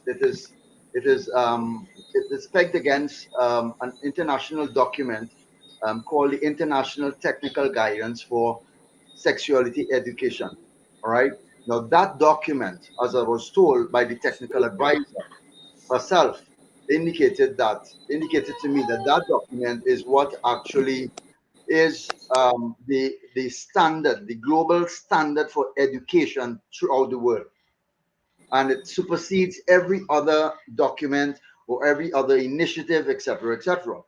Now, I would have asked the individual, so are you saying to me that if it is that this document guides the creation of our HFLE curriculum in our country, and there's a signing of an agreement, like let's take for instance the Samora agreement, and we have the HR, the WHO's HR agreement, and we also have the Montevideo Consensus Agreement, which we would have already signed in 2013.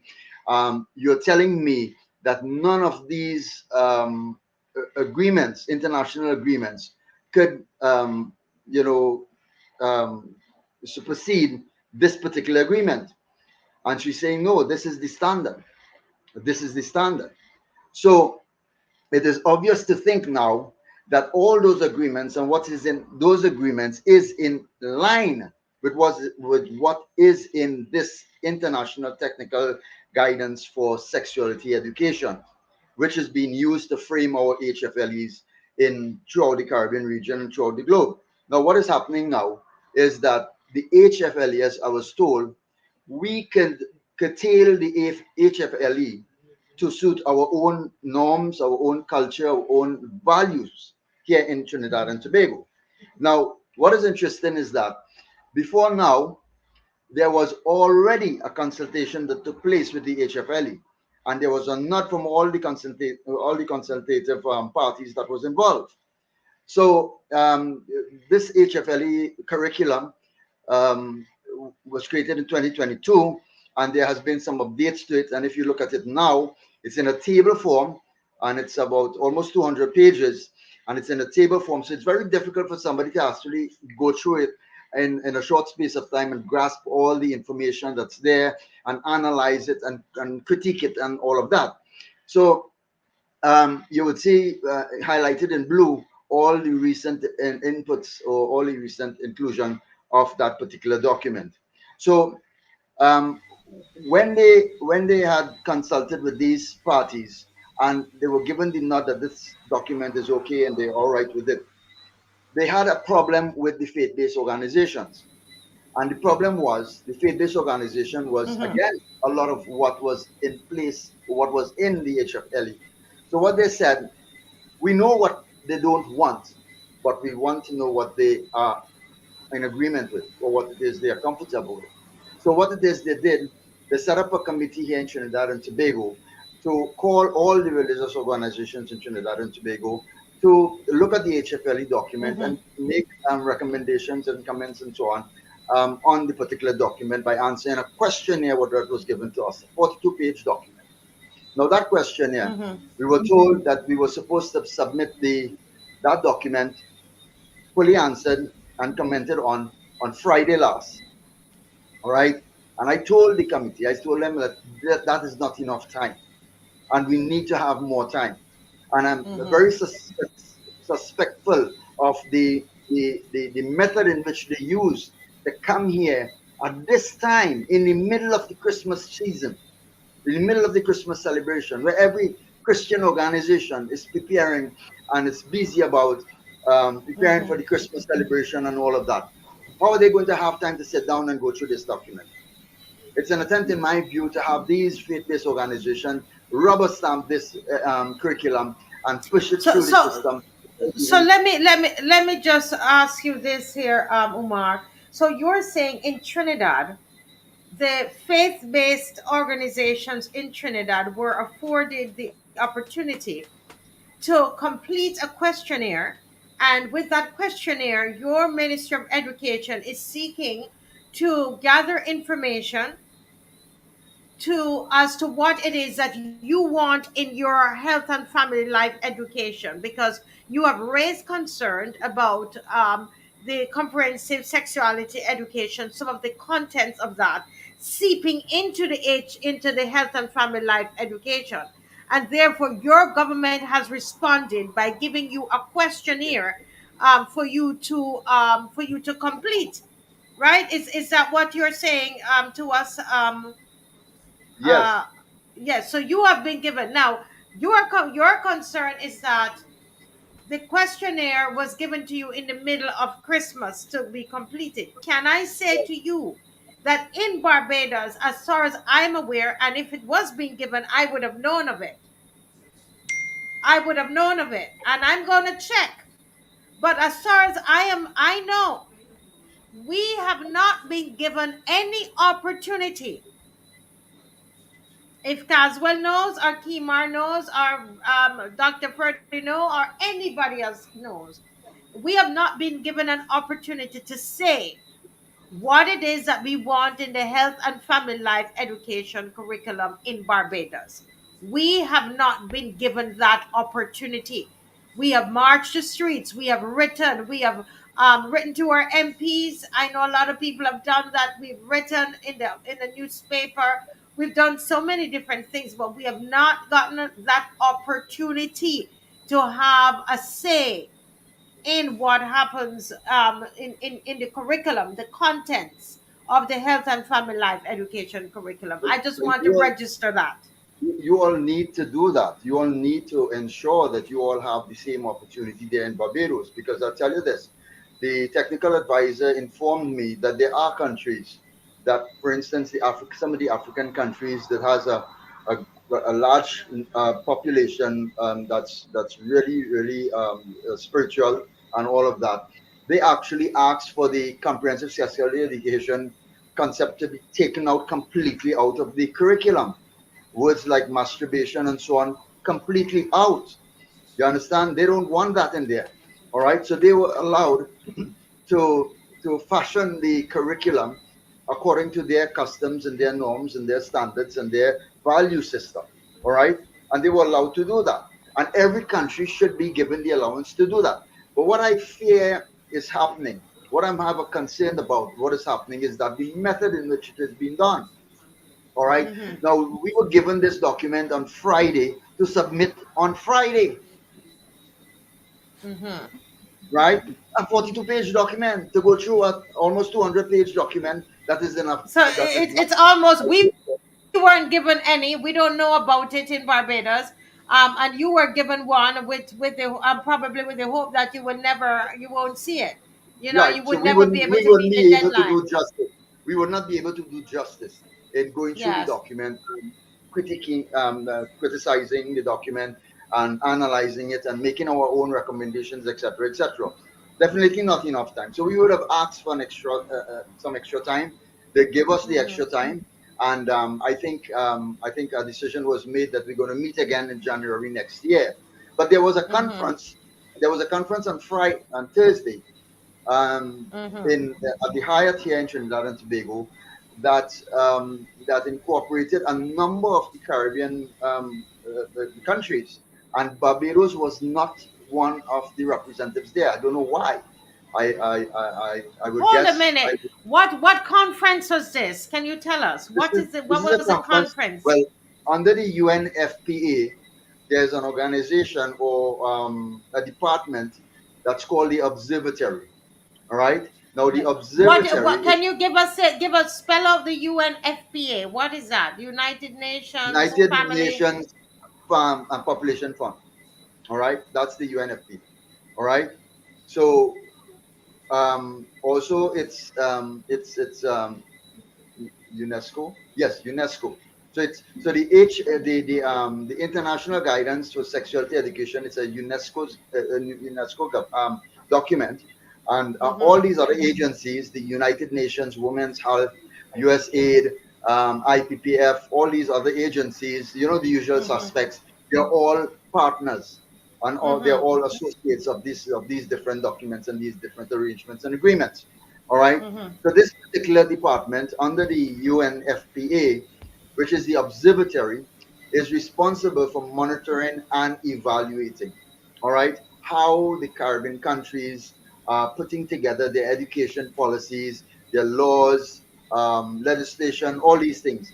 And which brings me to the point, the reason why Barbados needs to have a yes man in that particular position, right?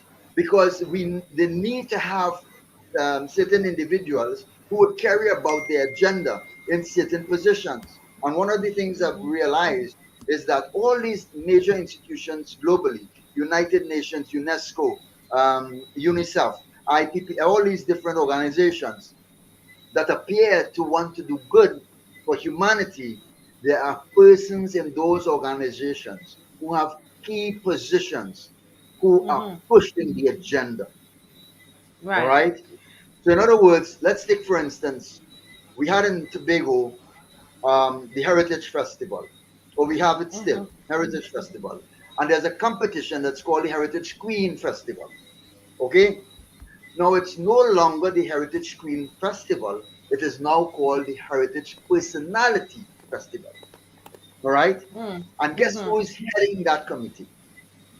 It's one of those persons who are bisexual and who, into that funny From the business. LGBTQ Yeah, community, and so right. they've So, they've so what gone I'm ahead saying and is that, changed that. so what I'm saying, right. So what I'm saying that because he was in charge of that committee, they were able to change the meaning or change the name to personality from queen to personality. So now no longer you can expect a queen to win or a woman Mhm. to win.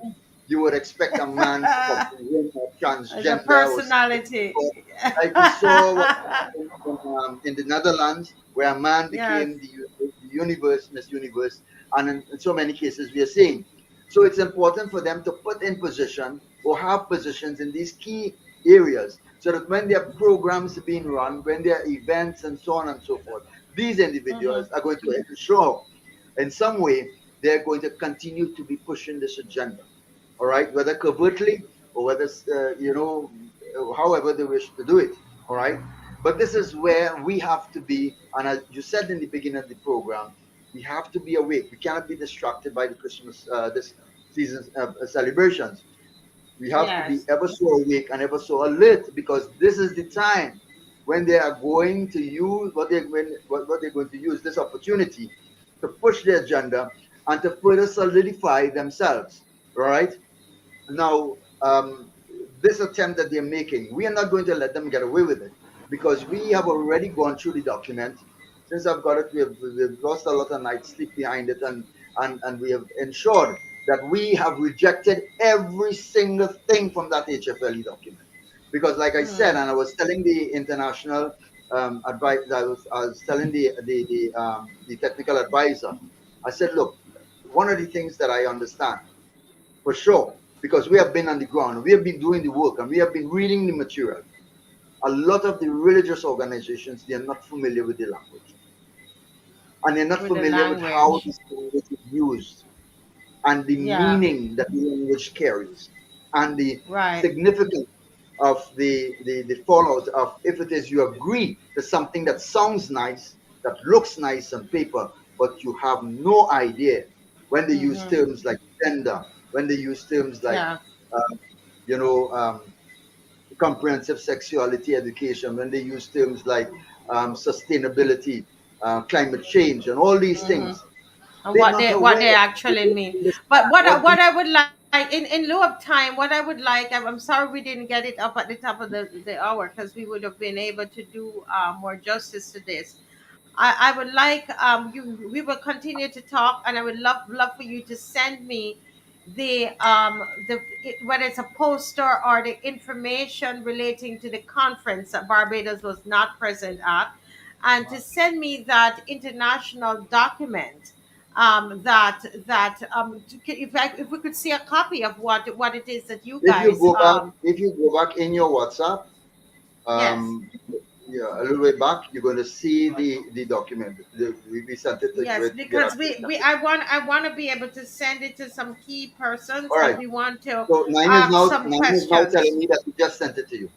You just sent it to me. Okay. Yeah. All right, Naeem, we're going to go through this and we're going to ask some questions from our personnel here in Barbados of why didn't we have a representation and why don't we know about this questionnaire that can be used to remove all the elements of CSE from the health and family life education. That's a comprehensive sexuality education.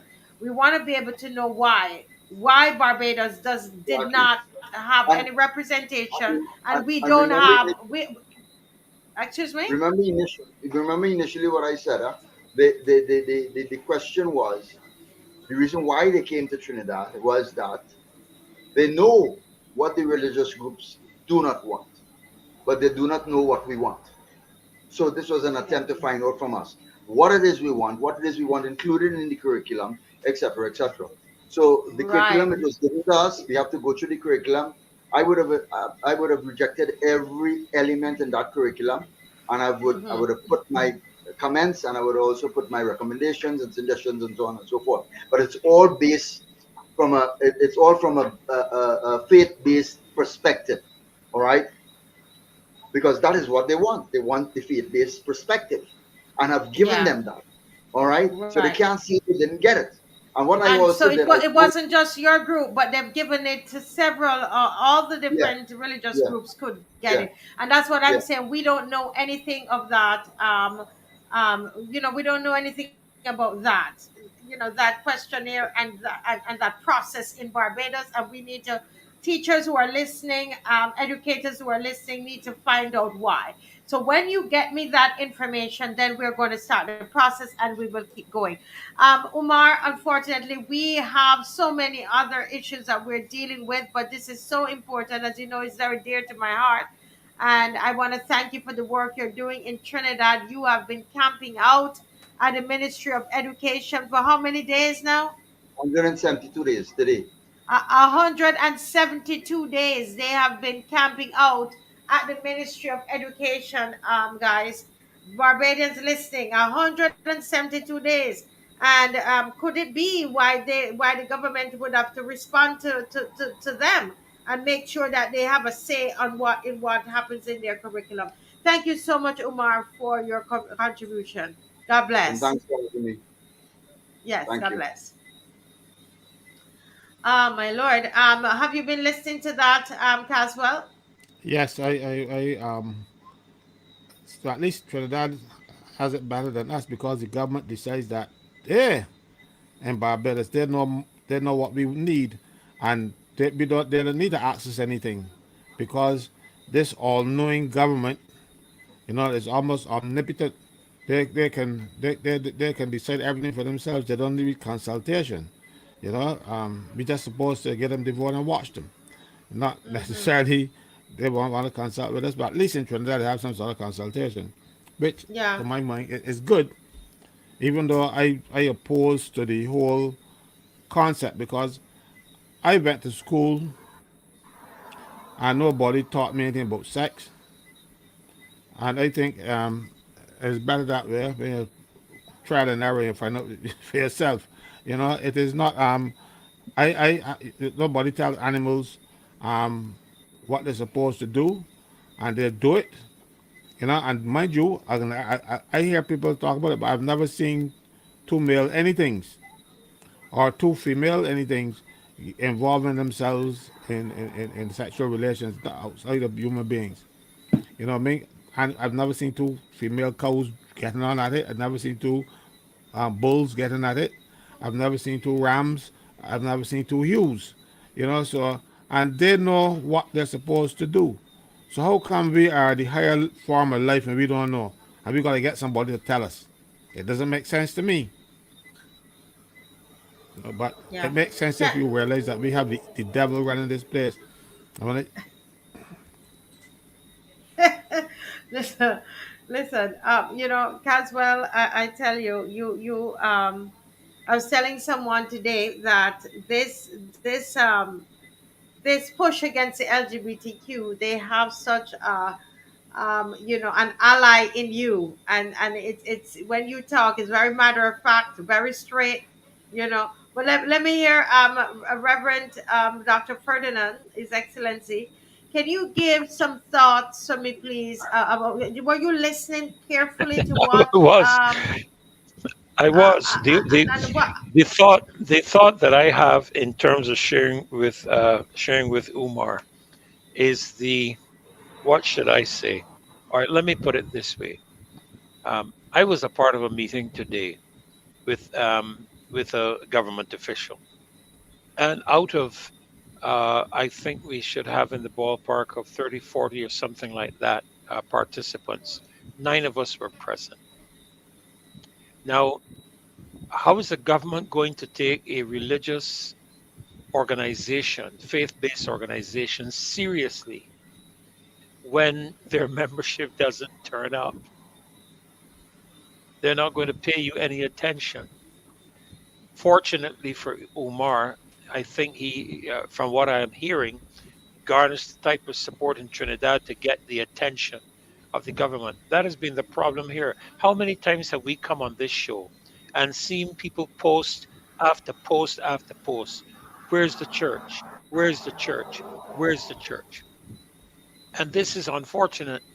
He also mentioned something about understanding the language. I've gone to extreme lengths. I had someone send me nearly 22 pieces of documentation in preparation for a meeting and helping to explain what the meaning of things are. And what I get the impression of is that many people within the church community, particularly the church leaders, do not see the necessity or importance for them to get involved in these areas. They will preach the gospel and get people saved and get them into heaven and get them out of hell. And and that get the is the collection. extent. And well, I'm going to avoid that controversial statement, but I will have another statement on that at a future point. But we don't have the kind of people who are prepared to listen to this type of information. I'd love to get the information that he sends to you. I know you're going to send it my direction, but Yes, I I'm can going. I'm assure you, definitely going to send it, you know, and I you know, think because I sent out. You would know of whom I speak, Marcy. I don't want to be calling names, because you know how things can be. But I was sent about 20 pieces of information that I circulated to several of my colleagues, and only one of my colleagues, actually two of my colleagues, came back and said, thanks for the information. We will, we can read it and we need to understand. Only two of them. I don't know how many other people may have read it, but certainly when I looked at the meeting, it didn't seem to be that many had. You know, yeah, and that's yeah. the challenge I have. That's the and and challenge I and have. and and, and we have to give it to Umar Abdullah and his he's from the Muslim faith, and they take these things very, very seriously. But yes, but As I did he said, share? I was there. I was there Yeah, with him at the ministry. I camped out for a couple hours with him there, and his wife and others, yes, and and I've seen him on yeah, YouTube. I've watched it on yeah, YouTube. but Yes, more than just even being on YouTube, you're talking about camping out for 170 72 72. days. Yeah, How yeah, many of us are going to take it that seriously? No wonder that they would now have a document that they can now determine what is going to yeah, be in their HFLE, because there is a militancy about what they're doing. There's a truth. There's a commitment to it. And people will say, you on that again? You people always on that? They've been out there for 172 days. And drinking coffee at Coffee with Jesus shop is supporting them. I love to stick that in. But I want to just commend them and say and say that that is a level of commitment, and they're doing this for their children. And we will have a march, and we don't even have parents coming out. We don't have, so Barbados. I really want to know, well, how serious are we now about this? We weren't even at that meeting. I don't know why. I have to look into that. And we don't know about this document. So it's something that we have to look at. But Kimar, let's just change the subject a bit, because we do have someone coming on. Mr. Rickford Burke is going to come on to talk about Guyana. But before we do that, um, I saw someone sent me something about some happenings in St. Andrew, And I know there's a lot of crime in the country. We saw that terrible video where these young people, they grabbed the bag of this elderly woman. And I saw a second one where they grab her bag and threw her down on the ground on her back. And a lot of stealing and lot of things happening in the country, lots of crime happening. But there was a meeting, this constituency office in St. Andrew. That's what it's alleged, and that the police raided the place. I wonder who gave the police a tip off if it actually happened. And they found lots of ammunition, lots of drugs. I wonder what was happening there. Have you heard about that, Kimar? You're muted. Yeah. Um, right. I saw WhatsApp speaking about The it. noise is happening again. The noise is happening again. Make the adjustment. Thank Sorry, you. Yes, go sorry. ahead. Right. I actually saw a WhatsApp speaking about that. But I don't know if it actually happened, so I can't say anything about it. Mm-hmm. Um, but it'd be a very serious thing uh, if it did happen, because in this time we're trying to get the guns off the street. We're trying to keep the crime down, and Mm-hmm. that's the reason for appointing the minister for crime to keep the crime down. So for the government that appointed the first ever minister of crime to be caught implicit in that in one of their administrative offices, you could find illegal ammunition and firearms. That's a very serious thing, if it is true. I don't know if it is true. Um, you have to wait and see if any official report is done. Um, but we do know the government has, or we would just say we do know the streets have direct communications to the prime minister, because when the police shut you down, then you can pick up the phone and call the prime minister and get open back up. So I mean, this is a very serious issue that we're facing here, and if it is true, um, somebody needs to be held accountable for it. If it is not true, then I guess persons need to be a little more responsible in the information they're putting out to ensure that they do have accurate information. The other side to it that we may have to look at is if it's an internal setup, because I for know for a fact there's a lot of internal war and strife and going on inside the government, I tell you, the BLP. So we gotta hope that poor every day it happened in St. Andrew, we gotta hope the MP for down there is not being caught up in a scenario where one of his colleagues want to sabotage him, and I would put out information like that to try to deteriorate his grounding or standing in the eyes of the people, because this and these type of allegations, usually when the information gets out there, it's usually one of their own comrades, or one of their own friends Mm, who's attacking them internally because they want to get them out or get them out the way. Or it could be that the prime minister trying to, the prime minister might like you a little too much and gain too much support, so they want to get you out the way. Or it could be that the prime minister don't like you, and the prime minister want to get you out the way. So there's a lot of issues that and a lot of scenarios that could be at play here. But like I said, we don't know, so you have to wait on further information before you make a mm-hmm, comment. mm-hmm. So you're saying that with we don't know, but you went on further to comment on what the possible there's a real jostling and fighting, that it is said by many sources, that's happening within the BLP.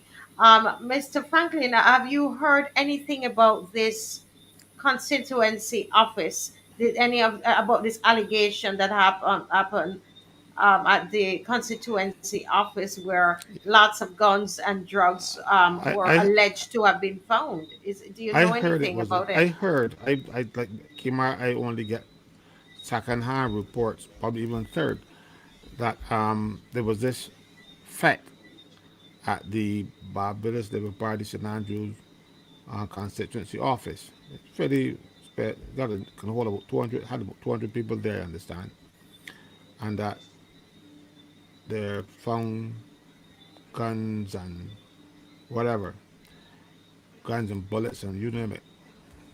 The thing is, it isn't often in Barbados that the police will raid any political office unless it's the damn office right now.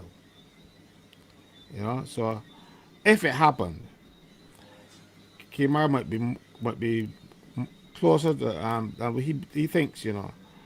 If it happened, it means that somebody in there trying to get rid of Ramel and trying to make it look bad. Because the police don't go and get involved in these things. What they do, they would um, talk to the G and whatever else and stuff because it has to be at a very high level. This is not Mm-hmm. two constables rushing in there and doing anything. This would have to have happened at a very high level. So that means the police were tipped at a high level. If in fact Mm-hmm. it did happen, this is so Rommel now has to watch himself. He's not the most flamboyant, um, charismatic politicians. What he did, he held on to George Payne's coattails, and George dragged him along, and he became the MP. He's not done Mm-hmm. anything in public life that would merit him Ah, because I don't getting really into. hear much about him, really. I Nobody don't hears hear nothing much about about him. him. Not even the people in St Andrew. The Mm-hmm. so somebody. But you see, the thing is, he is one of George Payne's people, and George Payne's son has set. So they want George Payne, all the George Payne people to go with him. Mm-hmm. And that might very well be the case because let me tell you something. The Barbados Labour Party administration, this one, has the criminals around them. They can get the criminals to come and do anything they want them to do. Because some of them, I understand that they're paying some of them not to commit crimes. Yeah, you hear crime down? And they had all these Mm-hmm. meetings and so with the people when they were having all these shootings and stuff. They're actually paying those guys not to go out and shoot people. Mm-hmm. They're getting I don't know if I call it a stipend, a salary, or what from government not to shoot people. And Wow. I suspect that when the money stop, then they I'm start back shooting. listening as well. I challenge the government to deny it. Sorry. That during COVID when a lot of people were unemployed and couldn't get any money and that kind of stuff, the prime minister made sure certain segments got money. Entertainers, they got more money than they ever got before in their lives. All kinds of things went down right now. So that same philosophy, they go and buy off people. They buy off the criminals. They get the criminals to say, well, we ain't gonna shoot the people, but we ain't gonna do this, we ain't gonna do next. So to be a good boy, you get $8,000 monthly. Mm-hmm. Mm-hmm. Or at least that's the figure that I heard. They can tell me that I'm lying. It is not 8, it is 7. But at least, but they can't deny that it's Yeah. happening. But I so don't you're understand you're that. saying, yeah, yeah. Mr. Franklin, you made me laugh because you're saying that how they're fighting the crime is giving them a stipend so they don't kill people. But I'm looking at this what your other point that both you and Kimar made. that when you think about it, though, somebody would have to give, if it occurred, because we are here saying if it occurred, it would have to be another alleged case of where they are seeking to destroy each other from within. And Yeah. that I heard now that there's several of them. As we're waiting here on um the we're going to switch to Guyana, but as we wait on our guests to arrive, we just want to talk about this a little bit, because we need to pay attention to this as we go into 2024. This is something, opposition, that you have to look at it. You have to look at it and scrutinize and think about what is happening. I'm hearing that there's some jostling for the leader who's going to lead the BLP. As you know, the prime minister is saying this is our last term. So, Kimar, you have any thoughts about that? Who are we seeing here? Okay, this is the St. Andrew candidate here in and he's hanging out, and this is Rommel, Dr. Rommel here, Yeah, Dr. Ramel Springer. Yeah, Rommel this Springer. Okay. Romel here, and this is Romel here again. He's the current candidate and the current MP for St. Andrew actually. Mm-hmm. Um, yeah, so you just seen Romel here. Then what you can see here now is George Pin. Um, Yeah. here, right? But in this piece here, George Pin is saying Pin wants B's BLP to apologize to Bajans, Mm-hmm. and he said in the piece that the former Minister of Housing and Lands, George Payne, says the failed attempt to procure COVID-19 vaccines by a private entity on behalf of government was massive and should not be brushed aside. Just like that to say that there is no issue. He made his stance known while speaking in support of the Prevention of Corruption Bill 2021 in House Assembly.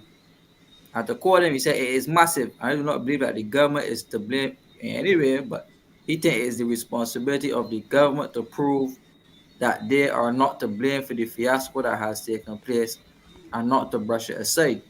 For a government just to brush aside, that creates a certain amount of suspicion. And the question of condemnation of corruption is also a matter which one has to deal with, he said.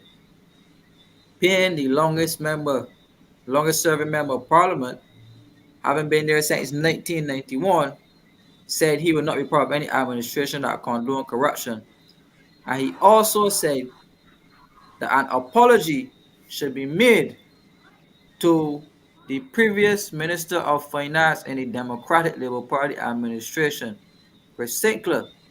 And he said that in 2018, the general election, where the mismanagement of the government and the alleged corruption by the government officers were the talk of the day, and the Barbados Labour Party hammered the Democratic Labour Party. And to quote him again, he said, "We hammered the government at the time because of the mismanagement and the alleged corruption at that particular point in time," he said, adding that the people listened, resulting in them winning 30 love. And he said, "I, for the life of me, was a little flabbergasted when you could come 2 years after having attacked the Minister of Finance, having attacked the policies of the Democratic Labour Party, having attacked the mismanagement of the Democratic Labour Party, when you could come and make that same Minister of Finance an advisor in the Barbados Labour Party as part of an investment council within the Barbados Labour Party. If, as it stands, we recognize that on the political platform, we made some mistakes with respect to the condemnation of the Minister of Finance, then we decide that he be brought into the fold. Nothing less than an apology to the people of Barbados has to be the order of the day." And that's a quote taken directly from George Payne, who was the former member of parliament for St. Andrew. Mm-hmm. Um, Mm. So you see, he was also impacted by that cabinet reshuffle because he was kicked out of the cabinet, And he Mm. said also that he received a phone call just letting him know that he was out of the cabinet. No respect for a man who was in there all of these years. He was just out, Oh, right? so that's how Rommel came in. No, Rommel came in as, when Motley wanted to lead the party and be to lead into elections and stuff and be the party leader. She had to get George Payne's support, and that support came with some conditions. One of them was a man called Rommel. So if they win the election, he got to be a senator. And then Mayor made him a parliamentary secretary because because George had little power then. Well, after the first term, George power went. And if you look, you will see that Rommel was a parliamentary secretary in the first um, Motley administration, and he's a parliamentary secretary now. When you brought in some former Dems like Chantal Monroe Knight, who was a Dem sitting on boards with the Barbados, the Democrat Labour Party, and then moving from Barbados Labour Party straight into the cabinet without even any what the Catholics call it, any, going through any purgatory or anything like that. She just went straight in and bypassed people like Rommel. So George doesn't have the power now, and Rommel is just left there um, as parliamentary secretary. Nobody hears anything about him. No, I don't even hear him speak. I hear any reports of what he said in the house or anything like that. No, he is basically a non-entity, and they won't get him out. They get him out, and then they will put a Motley loyalist in St. Andrew, and the Dems will win the seat. Because you must remember that St. Andrew is not necessarily BLP country. It was not even George Penn country because the DLP won in St. James and St. Andrew proper. Used to do very well in the parts of the constitution of St. Andrew that were actually in St. Andrew. What used to build George Penn out every time was that Tom Adams took Orange Hill, that wasn't really a natural part of St. Andrew anyhow, and put it onto St. Andrew. Orange Hill is George Payne's hometown. Very popular down there. You go down there and you don't get a vote. You hardly get a vote if you're a Dem down there because most of them votes went to George Payne or who George Payne recommends. So if they go and they trouble Ronald, you know, St. Andrew will still continue to vote the LP. But the St. James part of St. Andrew, the symbolic part of St. Andrew's constituency, which is Orange Hill, they might not come out in support of George Payne anymore. So you might be sacrificing that seat. Because you remember we had L.B. Brathwaite, we had all kind of people, Joy Edwards, but L.B. Brathwaite was DLP, then Joy Edwards was DLP. We had it shifting and changing. But George came in and held it, and he held it principally because he was in he was an Orange Hill man, and you would see that George would be running very, as a matter of fact, almost losing in St. Andrew. But when the Orange Hill box turned up, George wins, and it's big because you get almost all the votes. So that Yeah. will not happen if George is supporting the candidate down there. So they better leave Rommel alone if they want to retain St. Andrew. Yeah, if it's them that's doing it, because I would love, but even It if some, has it has to be them, Marcia. It has to be that because that kind of police work. But that going even beyond that, because I still want us to talk about Guyana. I want to spend just a couple more minutes on this. Kimar, what are some of the, because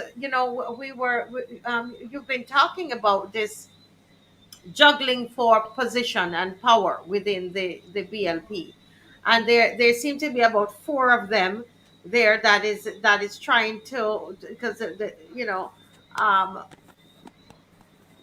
Mia Motley is saying that she's not. This is her last term.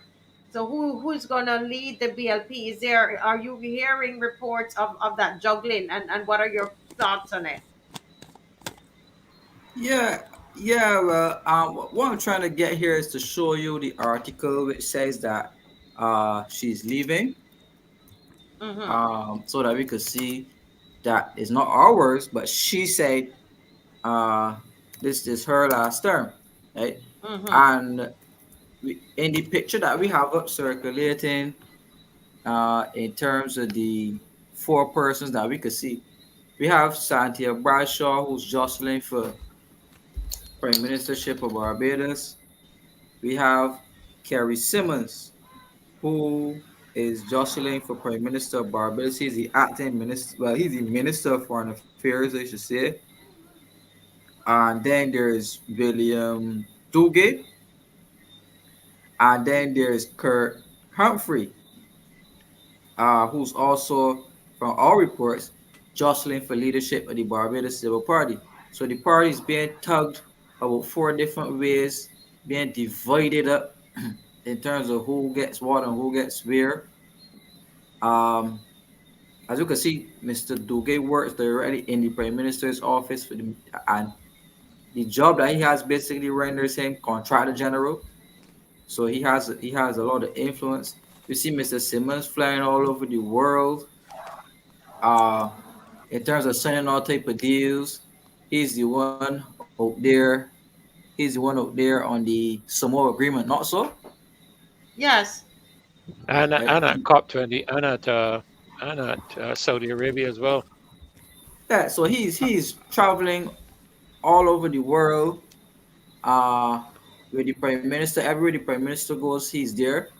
As a right hand. Well, not everywhere, but most places they should say. And then we have Santia Bradshaw, who now has basically a very influential position in terms of being Minister of Transport and Works and Minister of Water Resources as well.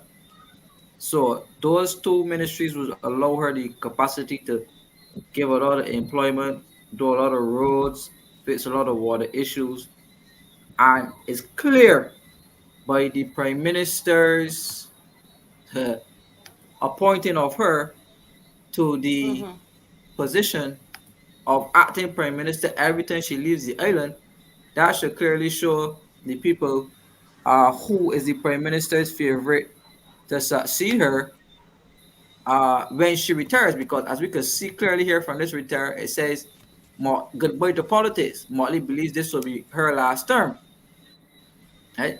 And since that decision has been made, we have these four persons who want to become the next leader or the next prime minister of Barbados, and from all reports of it, it seems that Santia Bradshaw is clearly the front runner of the prime minister to succeed her, given that she appoints her to be acting prime minister every time she leaves the island.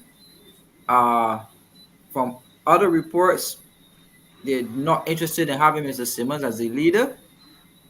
Right? They're not interested in having he's being blocked because, as you know, Mr. Simmons has had a long history. Uh, well, he had a long history, so he's getting some feedback, some pushback. Sorry, as it relates to becoming a leader. And then you have the young Kurt Humphrey, who's coming up, who's jostling, who seems to be the poster child for the United Nations. By the way, he seems to be getting a lot of outside support from specific groups. You know, he's partnering with the Bill Gates, the Bill and Melinda Gates Foundation. He's doing a lot of work with the UN. And he's doing a lot of work with a lot of these American oriented organizations as it relates to tackling the issue of poverty in Barbados. Right? Uh, but his I guess his seniority in the organization is becoming a problem. But the fact remains there is a massive divide right now that the ship is tossing and turning and twisting and turning upside down as it relates to who will become the next leader after the prime minister. Everybody believes that it is them, right? But it shows clearly that we have a leadership crisis in Barbados because as far as I understand, why did you have to go appoint 5 senior ministers? Right? Satya is a senior minister, I believe, which is deputy prime minister actually. Carrie Simmons is a senior minister. William Duggan, he's a senior minister. Humphrey is not a senior minister. But if you look at the appointments that have been given, right? Humphrey is being given the task of representing the party, and that he came out of the Constitutional Review Committee and he gave some recommendations on behalf of the party, right? But the problem lies here right now, and it's the same problem that the last administration had. When David Thompson went off the scene, there was turmoil, right? And the Hmm. prime minister there at the time, Minister Stewart, he had a lot of issues as it relates to maintaining his grip as prime minister because there were stories about the Eagle 11, right? No, I am hearing that Castle is about the Eagle 14, a person who wanted to get rid of the prime minister. And the reason why we went the general election the last time, because they were going to take her out, right? They were going to remove her.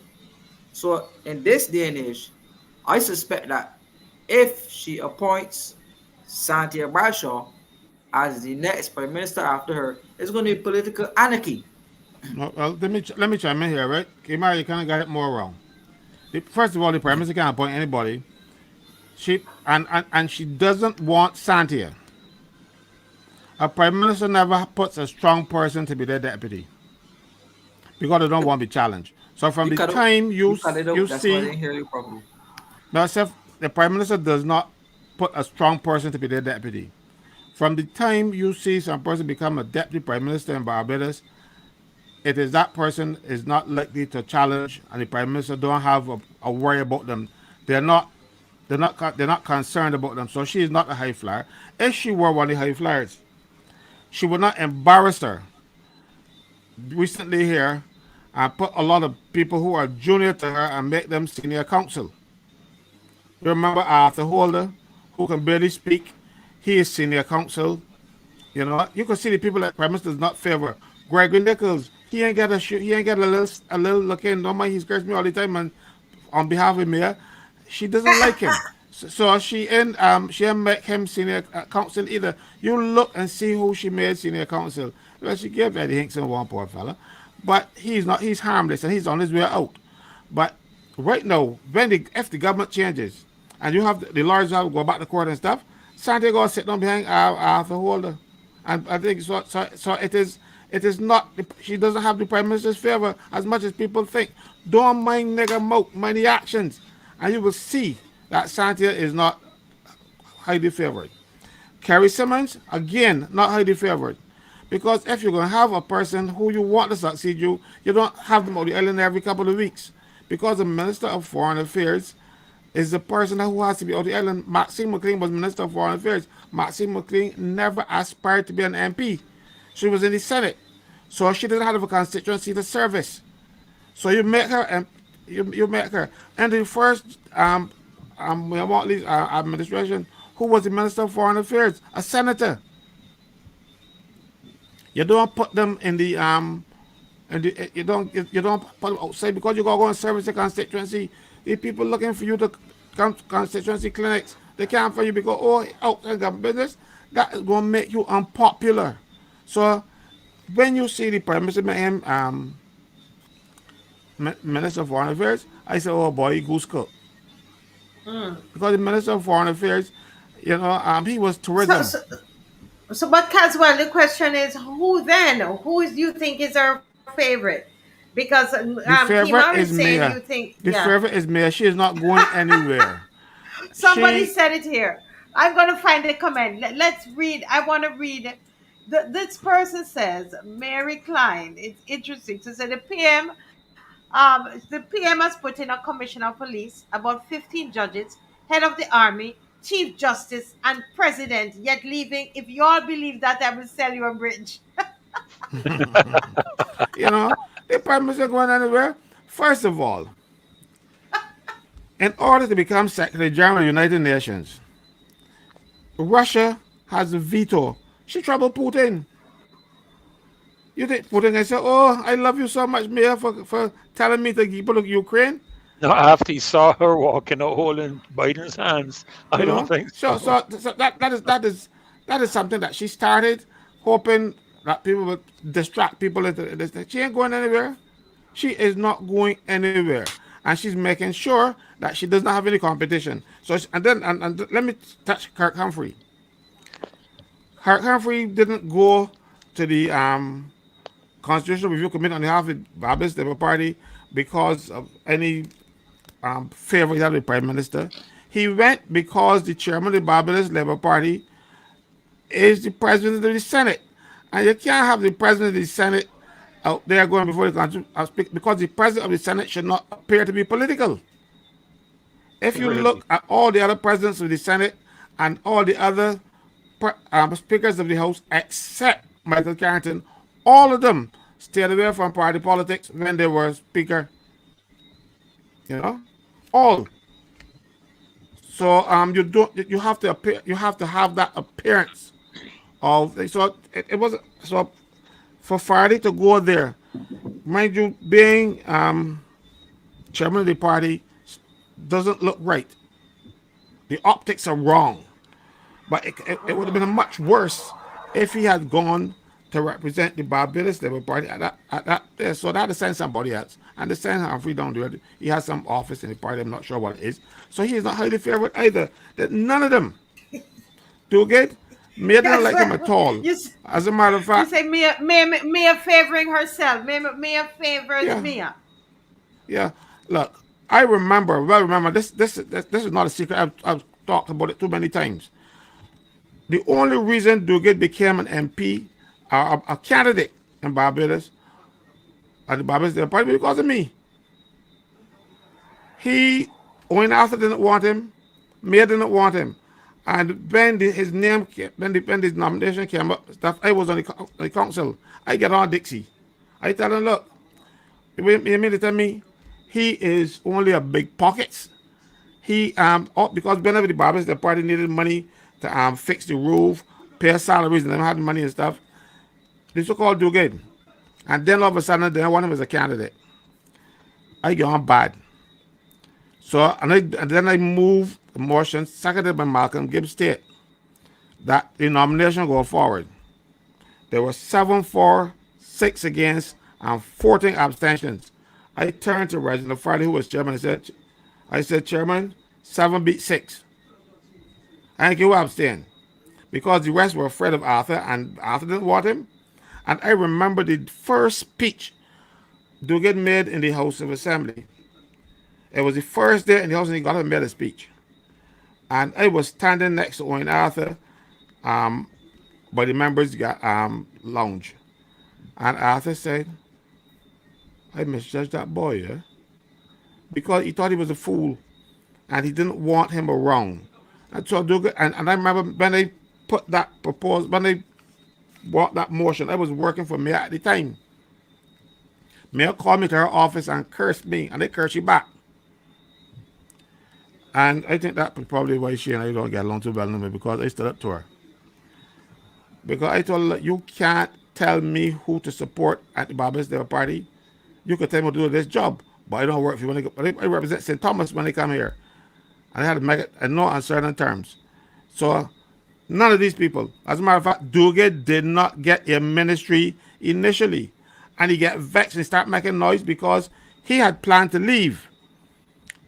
But Mayor called a snap election and she wanted somebody, and she begged him to hold on, and they didn't give him a ministry, and Duguid was angry.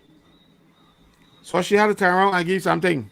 So she made him a minister and then subsequently senior minister. He is not there because of any popularity or any favor and stuff. He's better because he got the goods punner. You know what I mean? So none of them, not one of them, None of them. So he's it has let is highly me favored by Mayor Motley. Not one. let me hear from His Excellency. Can you tell us, Dr. Ferdinand, what are your thoughts about this? I know I called you and I said, do you know anything about this kind of thing? Because I like to check as much as I can before I come on. I know we don't know much about really what happened there in St. Andrew, which I'm going to wait I'm going to wait till I hear something, and I'll come back to you about it. But this particular thing about the jostling for position and just the rumblings within the party, have you heard anything? And what are your I thoughts about honestly, it? I honestly haven't. I mean, I'm looking back at some WhatsApp messages that were sent to me, and I'm not seeing anything. And coming from the person who I would have received the WhatsApp messages from, I would say that they would have quite a lot of information and be on top of something of this nature. I haven't seen anything, and like Kimar, I can't comment on it because I haven't seen anything or heard anything. Not even in the media.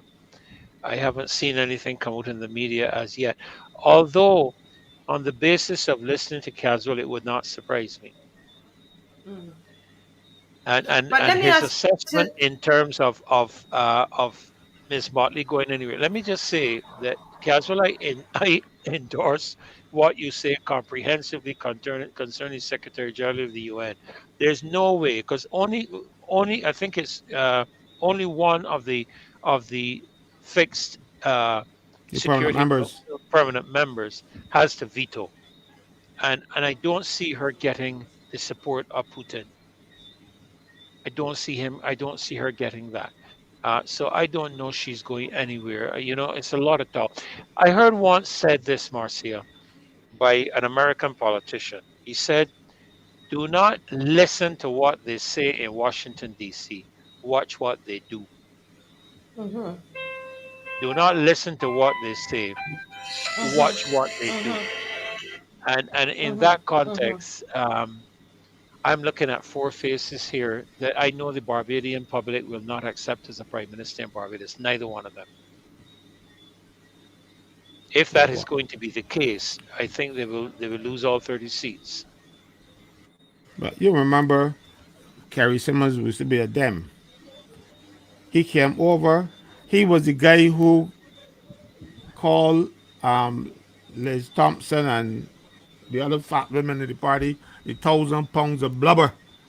They haven't forgiven him for that yet, you know. You forget?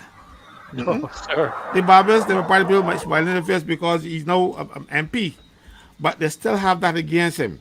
You remember the 1,000 pounds of blubber? I don't know if Kimar was old enough to remember that, but he was. And the thing is, he was a but like me, he was a Dem, but he left the Dems in circumstances because where he ran to become General Secretary and lost to George Pilgrim, and he was so arrogant and pompous.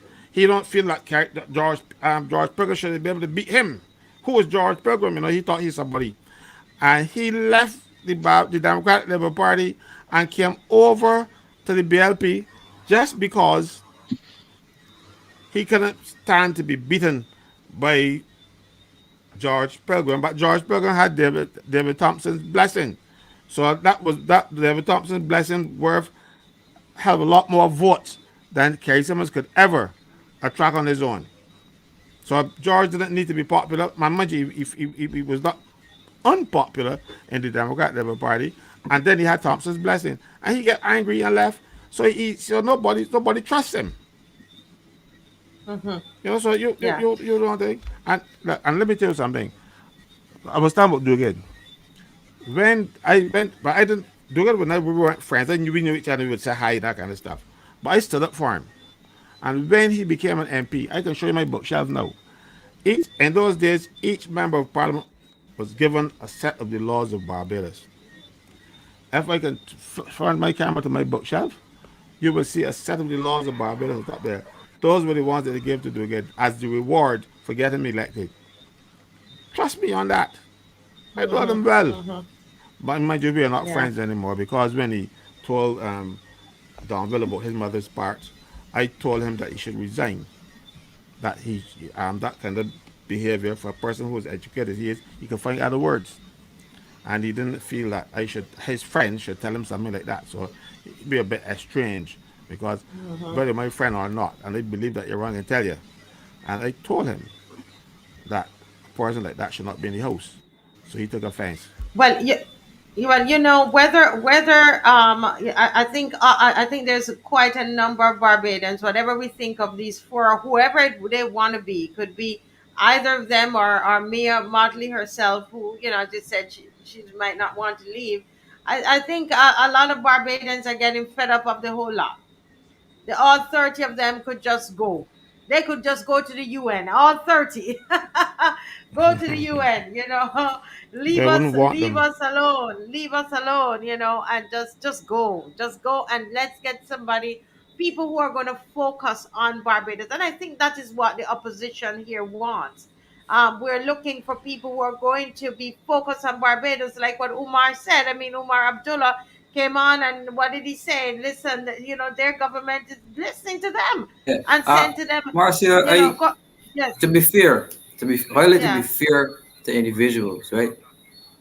If there's one individual in the Parliament of Barbados that I have a lot of respect for, it is Ralph Thorne, That's backbencher right. Ralph Thorne, right? That's right. mhm, I have a high level of I have a admiration and high level respect of respect for for him. Ralph Thorne, Yeah. and I can't vouch for him totally, but I could definitely say that he's an individual that we missed out on having that type of intellectual substance in the cabinet of Barbados. Yeah. Because And integrity. when you could put people who like to call themselves Brani and Panani in the cabinet to make them attorney general, and you put people like Wilfred Abrams who would come and tell us that we were already drinking sewage water, so we could be okay, and you put a And that pipes that weren't getting, when they forget them, when they get yeah, yeah, yeah. Pipes that have not received water for a year. Uh he's telling them that their dry pipes may have a leak. All types of strange things. I don't think Ralph Tarn would do anything like that. So at least I could say at least one in the bunch that I could say, well, I give my hats off to Ralph Tarn. Well, yeah, I could. I see. I don't like endorsing politicians, but if I had to, Ralph Thorne is the only person I think has I the agree. substance, the I agree. bearing, the knowledge, the ability to hold that job. And I talk about and the intellect, I right? agree. The only thing I got against him is that he allowed himself to serve on the mayor, you know, you know. But I can't blame him because in order to be a member of the house in Bobby's, they probably have to serve under her. But Ralph Thorne, I think she couldn't. She didn't make him a minister or anything like that. I don't know if he wanted to be one, but hmm, he was one of the people who could earn a living outside of the house. So he didn't have to kiss her ring, so to speak. He had to. He's his own man. hmm, So you are quite right. Ralph Thorne is but the only body who has that intellectual Acumen. um, capacity to be the prime minister and that whole group of them. I'm talking about even including the current prime minister. But and I suspect that the prime minister knows that. That's why he is not shining and not allowed to shine because he will show her up. He has hmm, the ability. yeah. I don't know. But I hope you don't see me next week now and come and rub it in my face but it's the truth. You know what I mean? They all listen to this show, but we want to, we spent a little longer than this because we on this topic because we've been waiting on our Guyanese guest to come on. He was out and he told me he just got in. And so I told him we are waiting on you. That was at 9:30, at 9:36. So he's trying to get on, but while he comes on, I mean, I think we know enough, His Excellency, to talk about Guyana and Venezuela, as we're seeing a lot of things in the press about it. And I Marcy, want to, yes, go ahead. Go ahead, Now I Doctor. want to touch home in Barbados because just last week, we can always go to Ghana later, but or when he comes. But just Yes. last Okay. week there was nurses walk off the job at Winston Scott Polyclinic. Those were the nurses in Unity Workers Union. Mm-hmm. They called me and they were complaining. They've been complaining for years, but they said this is unbearable. We can't take them. So I tell them go outside and stay outside until they get there. Of course, other union rushed down there and pretended that there were the people involved, giving the impression and talking to the press. Nobody, I didn't even tell the press it in there, but I just hush my mouth. And Mm-hmm. now you see the Barbados Nursing Association, they're rushing to today's paper and they gave a whole set of things. But my concern is that the doctor who is in charge of that polyclinic, when we were meeting with the permanent secretary and poor fella, he seems to mean well, but he found himself in a situation where he has a lot of cleaning up to do. Mm-hmm. And she said that these conditions existed when she came in 2020. So I said to her, well, so what did you do in those years? And because did you write the ministry and say, well, I cannot allow my staff to work under these conditions, because you are not only responsible for the patients that come in there, you're also responsible for the staff.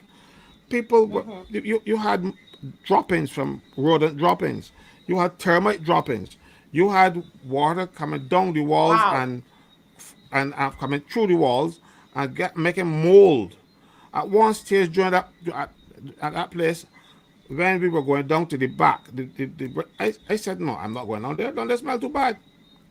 And they Mm-hmm. offered me a mask. I said, I'm not putting on that. I'm not going down there. I don't know what happened down. It smelled like an old cave. And you have nurses working in those conditions.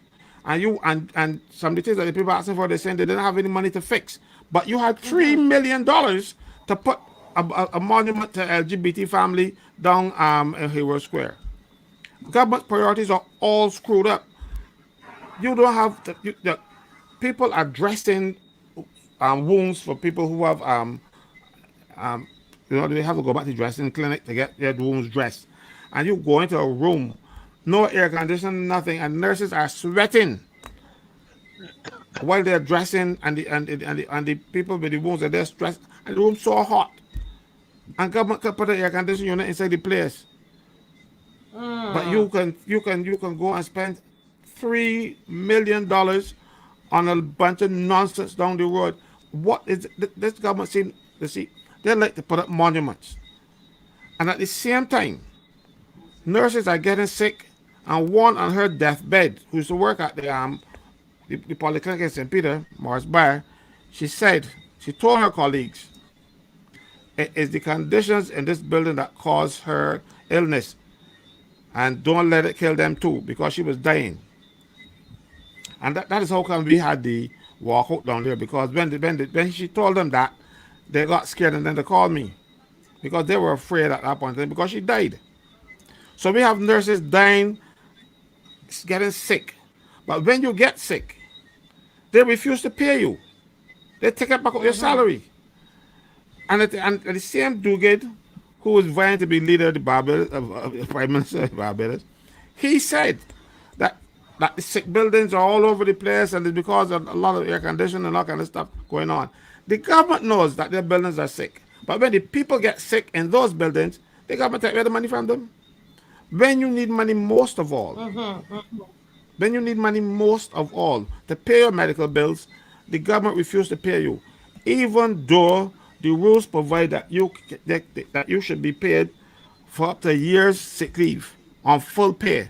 The government refuses to follow its own rules, and we now having, like for instance in the prison, prisoners and prison officers are getting sick in that building because some parts of it then painted and the cement killing people breathing it in. And when prison officers get sick and can't work in it anymore, they take it out their salary when they are still entitled to be paid, because appointed public officers do not pay the component for national insurance contribution that would allow them to get sick benefits. I see our guest is here, Marcia Sawell. And Yes. because we got only 40 minutes, I'll always come back on this. So I'll give way. Yes, we definitely need to because the justice for workers is a real big issue for us on the show. And so we're going to continue this, Mr. Franklin, on Wednesday. You know, but we're very very happy to have Mr. Rickford Burke. I know he's a really very busy man, but we care a lot about Guyana, and we had Honorable Coretta McDonald on, and so we I know that he writes a lot about what's happening in Guyana. He lives in he's a lawyer who lives in New York, and so we're happy to have you here, Mr. Burke. We're seeing lots of developments in with this Guyana issue, and so Guyana and Venezuela issue. We know there's a meeting coming up. We saw that there were so at one point we weren't sure what happened with the helicopter with with it's the soldiers. I can't remember if there were army people who died in the helicopter. We don't know Yes, yes. exactly what happened. Yeah, what happened there? We'd love some some enlightenment on that. What is your perspective on the meeting that is to be held in St. Vincent? With the parties involved. Just give us your thoughts, Mr. Burke. As I said, he's an attorney and someone I believe that is very respected in the Guyanese community. Welcome, Mr. Burke. Well, thank you for having me. Good night to your panelists Good and your night. listeners. Welcome, welcome. Well, first, let me give you a perspective of this so-called border controversy. It's not a genuine controversy. It's born out of greed for Guyana's oil and Guyana's rich natural resources, diamonds, gold, precious stones. So, in the 18th century, um, all of those countries there in South America were ruled by the Spanish. And when the British Empire took over that area, there was splitting up of those countries. Venezuela, I know everywhere over there was called Grand Colombia. When Venezuela was founded, um, all those countries over there split Colombia, Venezuela. And so the British Empire acquired Essequibo from that large country that was split up. In 1899, uh, they had an arbitration award and they decided on the boundaries of Venezuela and Guyana. And that agreement, it was an arbitration award. That agreement was signed by the president of Venezuela, the foreign secretary of the British government, and Forbes Burnham, then, who was the prime minister of Guyana. And this is just before, as I said, sorry. I mixed up two agreements there. Let me back up. So this arbitration award was done in 1899. The Venezuela enacted those boundaries into its laws, and it was settled. Subsequently, when it was learned that Guyana had that Essequibo region of Guyana, which is the largest county in Guyana, it's about 70% of Guyana. That's where all the waterfalls and the rainforests and so on are. When Venezuela realized that this place was so rich in resources, they're like, oh, no, we want that. We want that. That's part of our country. We want it. And they, throughout the years, had this bickering about Essequibo, even though it was settled in, as I said, 1899. As a matter of fact, the then Venezuelan ambassador to the United Kingdom, to Britain, said in 1899 that they got exactly what they wanted because they wanted, I think they said, east of the Orinoco, which is a river. And that's what they wanted. And Mm-hmm. that's what they got in the arbitration.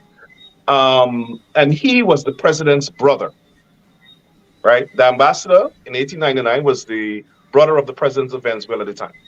So they had this bickering throughout the years. It was never really taken seriously. And then when Guyana was about to become independent from Great Britain, they raised this prospect again. And so in 1966, they had a meeting in Geneva and they came up with a Geneva Agreement between the president of Venezuela, the British Foreign Secretary, the British government, represented by the British Foreign Secretary, and Prime Minister Burnham, who was going to be the new Prime Minister of independent Guyana.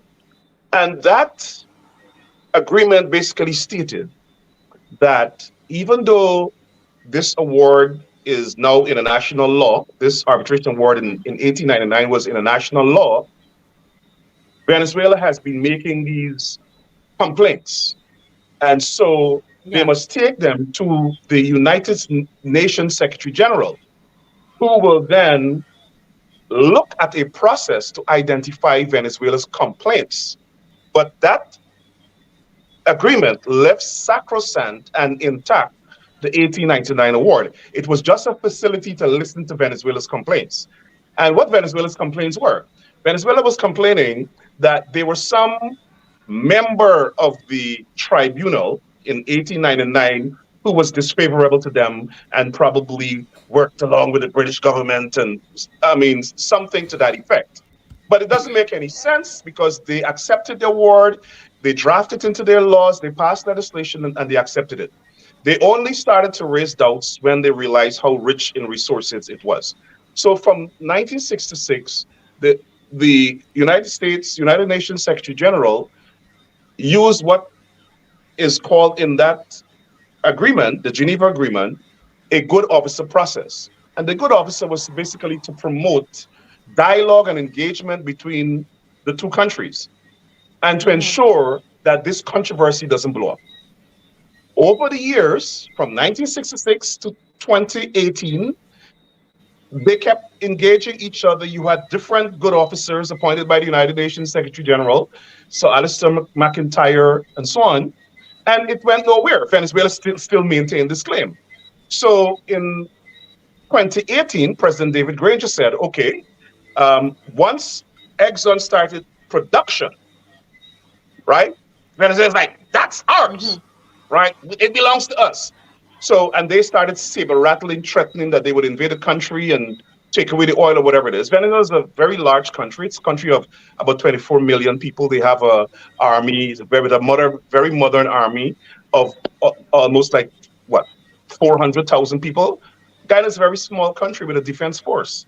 So Venezuela has gunboats and gunships and warships and warplanes and hundreds of tanks. We don't have that in Guyana. So our main defense is diplomacy. And that's what Guyana has been engaged with over the years. So in 2018, President Granger took, after the good officer process ended without results, the United Nations Secretary General recommended that this matter be taken to the International Court for Justice, to determine whether the 1899 agreement is valid. That's all.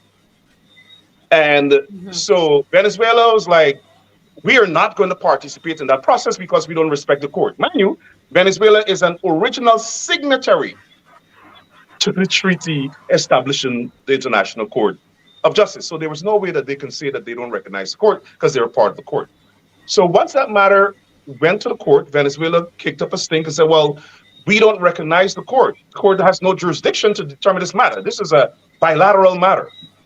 And of course it was not, because both countries are party to the International Court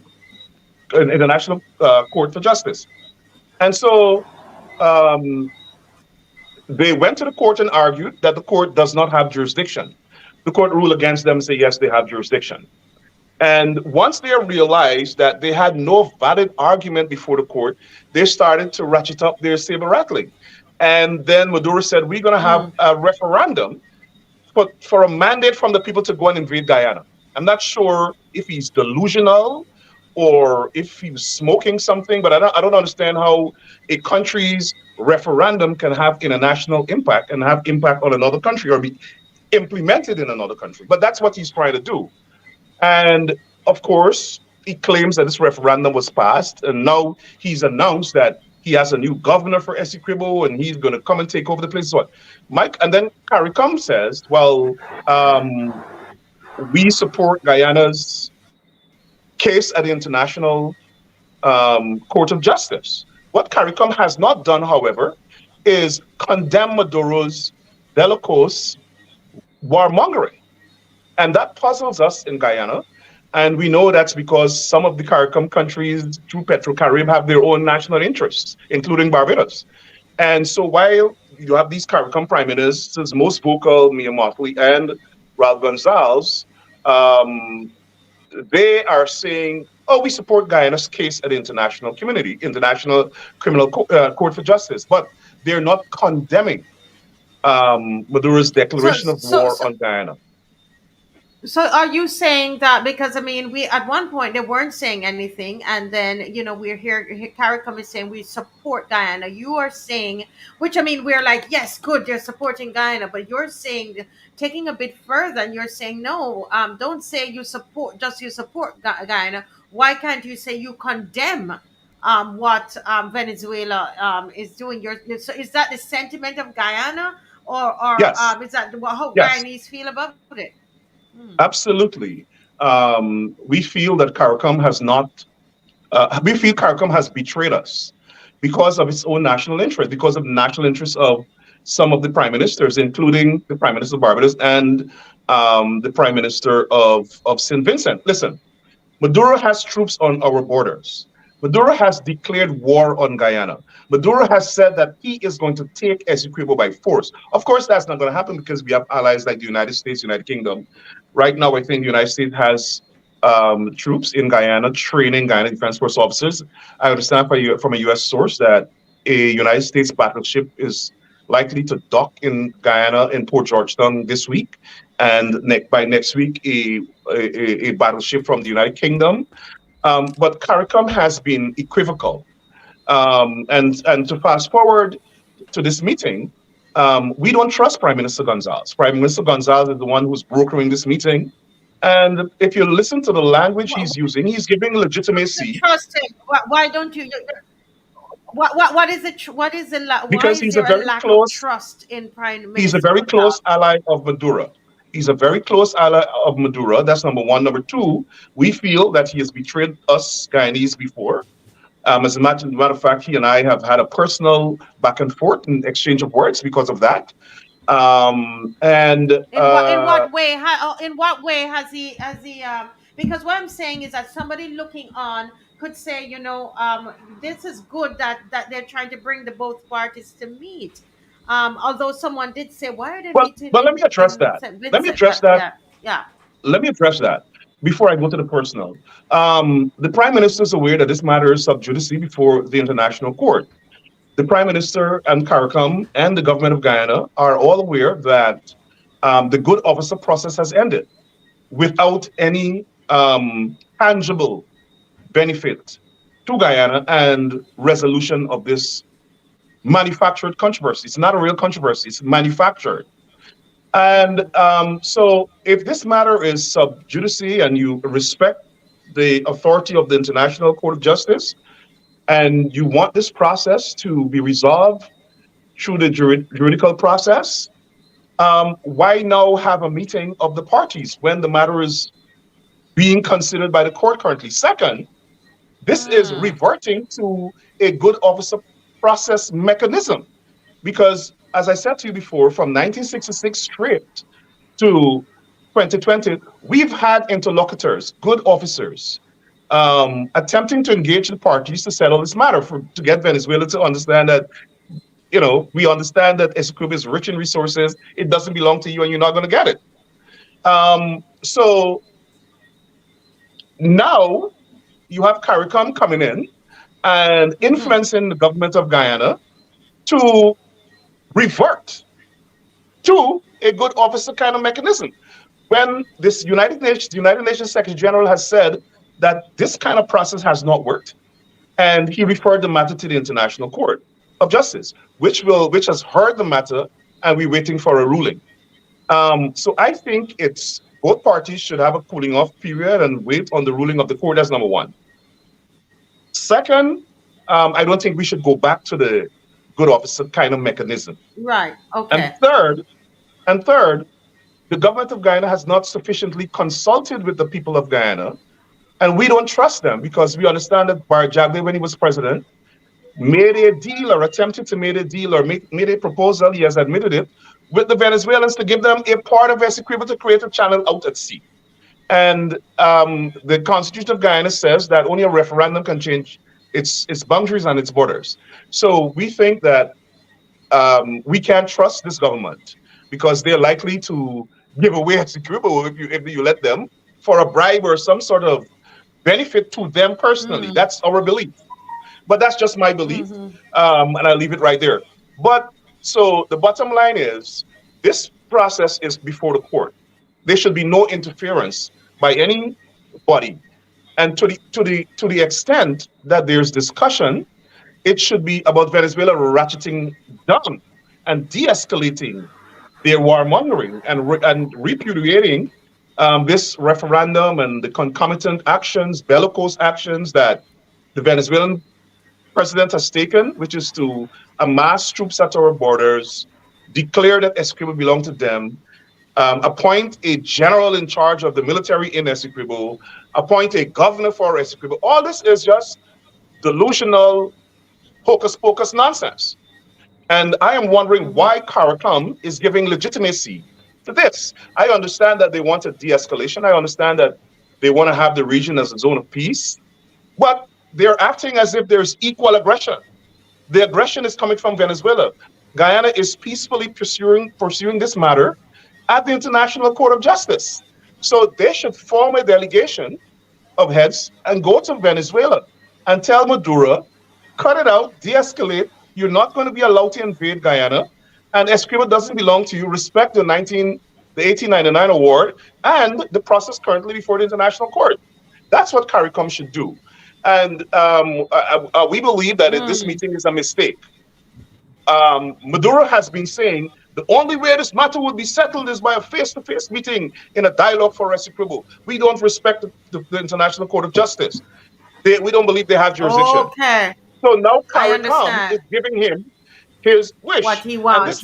Ah. this meeting is being held under duress, under threat of force. He's getting his meeting. What is Guyana getting? What are we negotiating? Guyana has nothing to give Maduro. Essequibo is ours, and that's it. So we don't believe the government of Guyana should have been going to a meeting. Possibly they could have taken a phone call between the heads with an interlocutor such as Gonzalves and the other prime ministers. And last concern, the Geneva process, the Geneva agreement outlines a pathway for resolution in phases. The first phase was Mm-hmm. discussions. Then the United Nations Secretary General had the power to appoint the good officer. All of those didn't work. And then his last option was to refer the matter to the International Court. We have done that. Why isn't, if they're interested in solving this matter, why isn't the Mm-hmm. United Nations Secretary General involved in this process so that it can remain under the auspices of the United Nations? This is now extraneous of the United Nations. It is a process outside of the United Nations process, and we're concerned. We're concerned because we always want this matter to be a United Nations matter where international law apply. I'm not sure what law or reasoning is going to apply in St. Vincent, but we know that the president of Guyana is going off on his own to have a meeting with an enemy who wants to discuss Essequibo. He is claiming that Essequibo, the border controversy, the manufactured border controversy, and the case before the International Court of Justice are not on the table. So if it's not on the table, what is he going to What talk would be? about? The Yes, birds? The exactly. birds in St. Vincent? Yeah. What? So Yeah. we're very Yeah. concerned about that, and that's why we have been voicing our opposition to this excursion that the president of Guyana will enter into with Ralph Gonzalez and Nicolas Maduro. Hmm.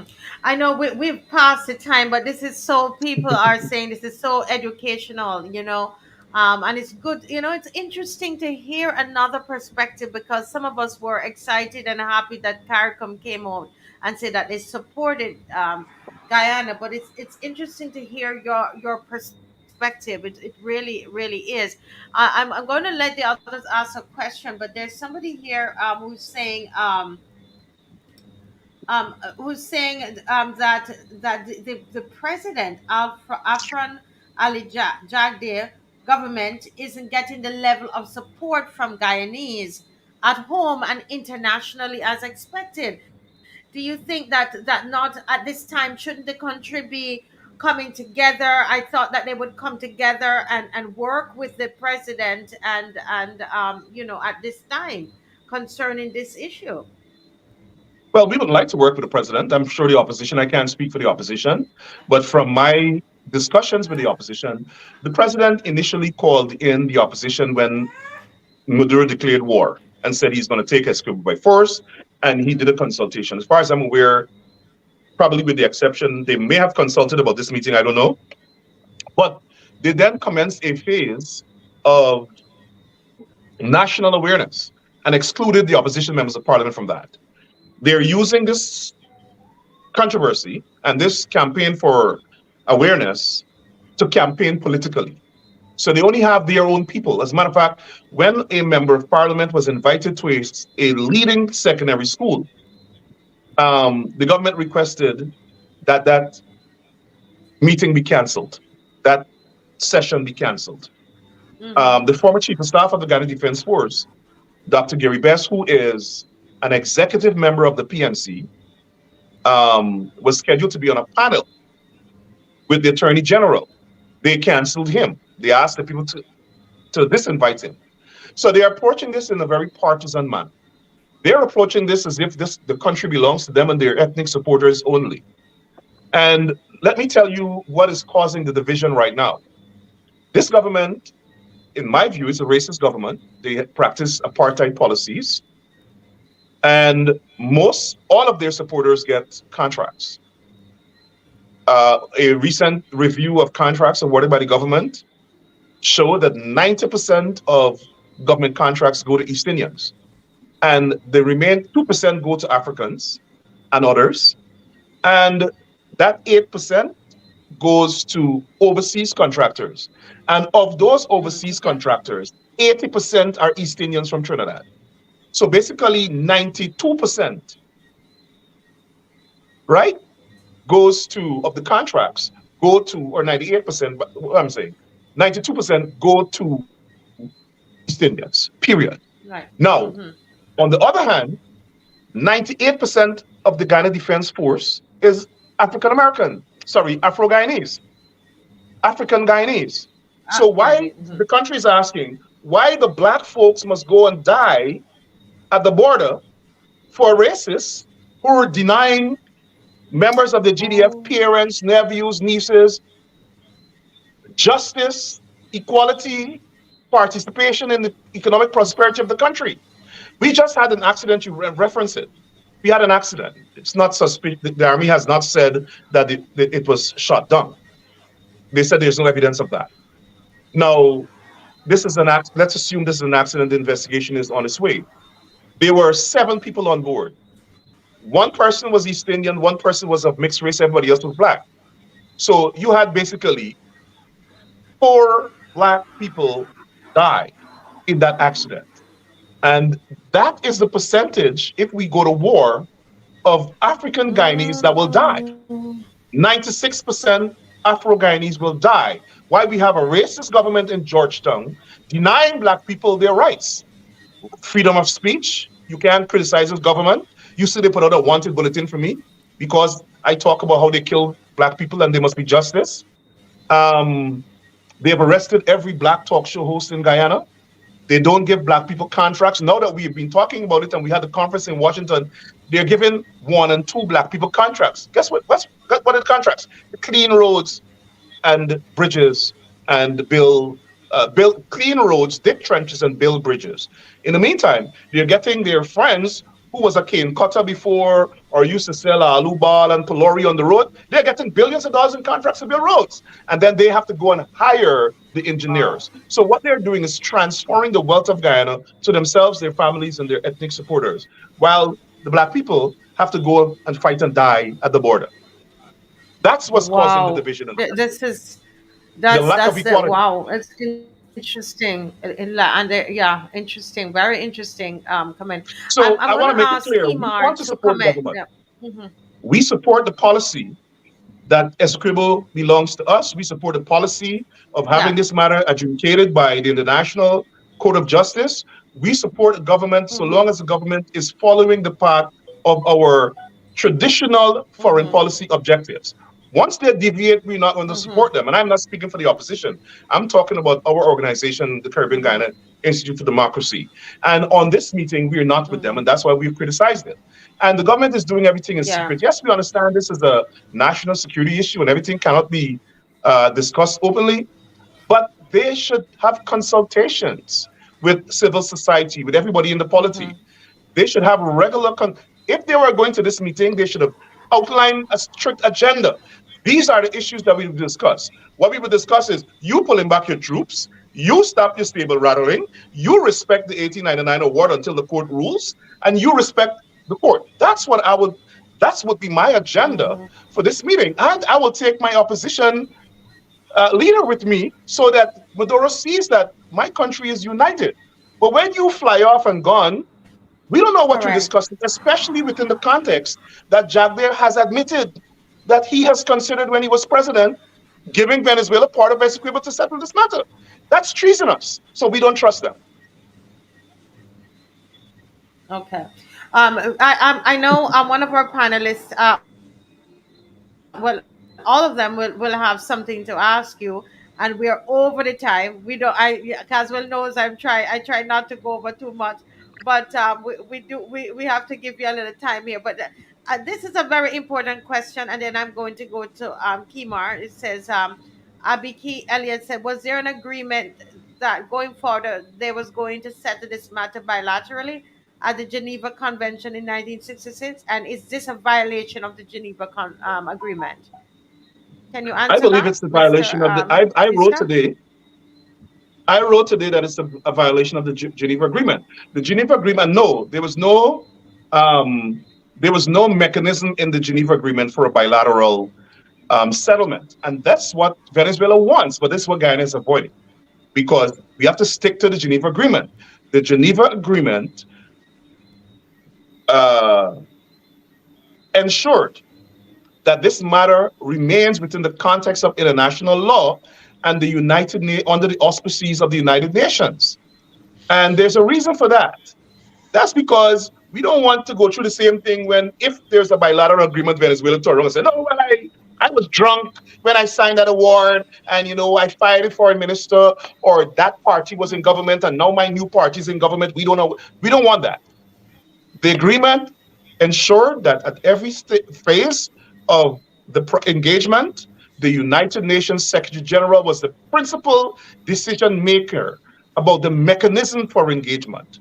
And so, excluding the United Nations Secretary General from this meeting process, to me, deviates from the path clearly established by the Geneva Agreement, which means to me it's a violation of the agreement. Wow. Yeah. Oh my gosh. This is very deep here tonight. Let me just go to Kimar, and then I'll have will have the last um question or comment. Kimar, Kimar Stewart, can you you're cracking. Yeah, Yeah. yeah. Yeah. Good contribution by Whitford. Um, we spoke about this on the show earlier as it relates to CARICOM's position on Guyana, Venezuela. What we actually saw was Andrew Holness issuing a statement. It sounded like Andrew Holness actually watched the Marcy Reed show and then made his statement. Um, we saw Ralph Gonzalves coming out and giving a statement, which was very, very, very interesting. Um, the position, and we kind of actually accused them earlier of not standing up for Guyana.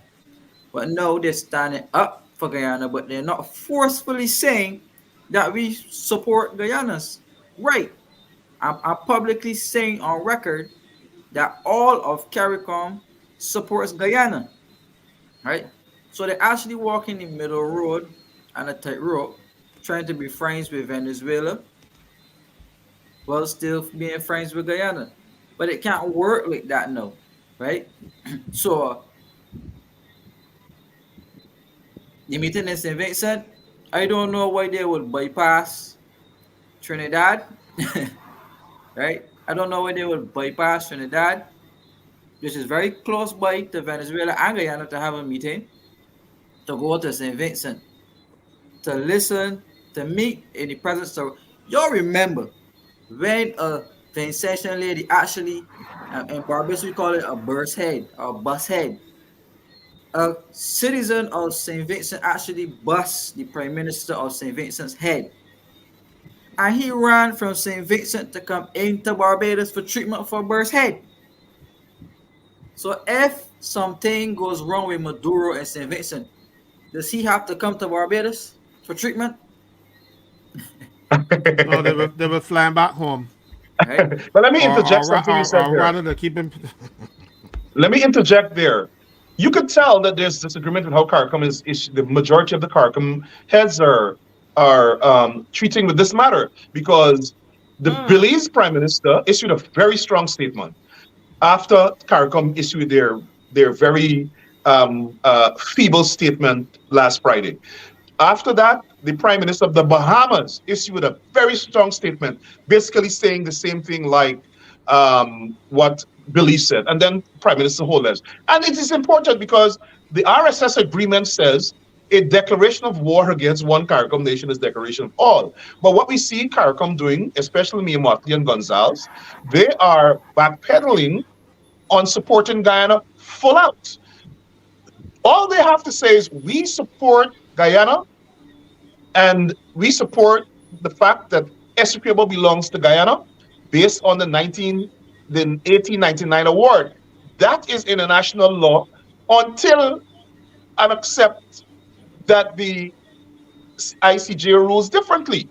Now, after Venezuela conducted this memorandum and then started to announce administration and governance of Essequibo pursuant to this referendum, Guyana went to, or sorry, just before the referendum, Guyana went back to the International Court of Justice, brought it to the judge's attention, and asked for emergency orders, provisional orders, barring Venezuela from taking any action pursuant to this hocus pocus referendum.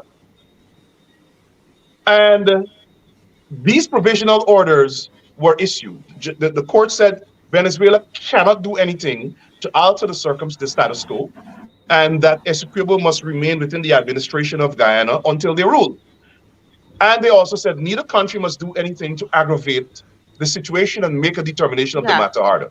Venezuela then implemented all of these things, appointed a general, say that people coming from Guyana, from Demerara or the rest of Guyana must have passports, talking about the troops are going to take Essequibo by force and all of that. CARICOM has not said a word. That is a declaration of war against Guyana. And they're talking about we want to maintain a zone of peace. How the hell we going to have a zone of peace when Venezuela is declaring war on the country? And they're not saying anything. And what is really bothering Guyanese, very worrisome, is that they're trying to equate what Venezuela is doing with Guyana, as if Guyana is being bellicose, as if Guyana is being aggressive or demonstrating aggression towards Venezuela. All Guyana is doing is minding our own business and going to the international court peacefully to have this matter resolved. Why can't CARICOM say to Venezuela, you are being bellicose, your aggression against Guyana must not stand. It must end right now. Comply with international law, obey the orders of the court. No, they said that in the last statement, Venezuela, all parties must obey the order of the court. Well, Guyana has been obeying the law. Specifically, they must call out Venezuela and condemn their warmongering, condemn the fact that Mhm. Venezuela is engendering instability and compromising the security, endangering the security and stability of the region. But CARICOM, they're failing to do that. As a matter of fact, when Mia Mottley issued the first statement and she was heavily criticized, she ran with and get Ralph and sit down next to Ralph and say, "Oh well, we support Guyana if there's any concern. We support." You have to support Guyana because we're part of CARICOM. We want you to condemn as a region the bellicose actions of Venezuela, and they're failing to do that.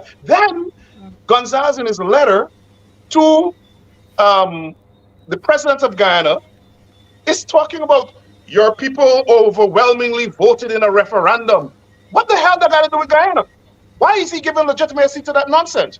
In addition to that, Gonzalez is definitely doing Maduro's bidding because this is what Maduro said on September 25th, 2023. Maduro tweeted to President Ali, and he said, he doesn't recognize the International Court of Justice. The only way to resolve the border controversy is to meet face to face in a venue in the Caribbean to discuss this matter and dialogue for execrable.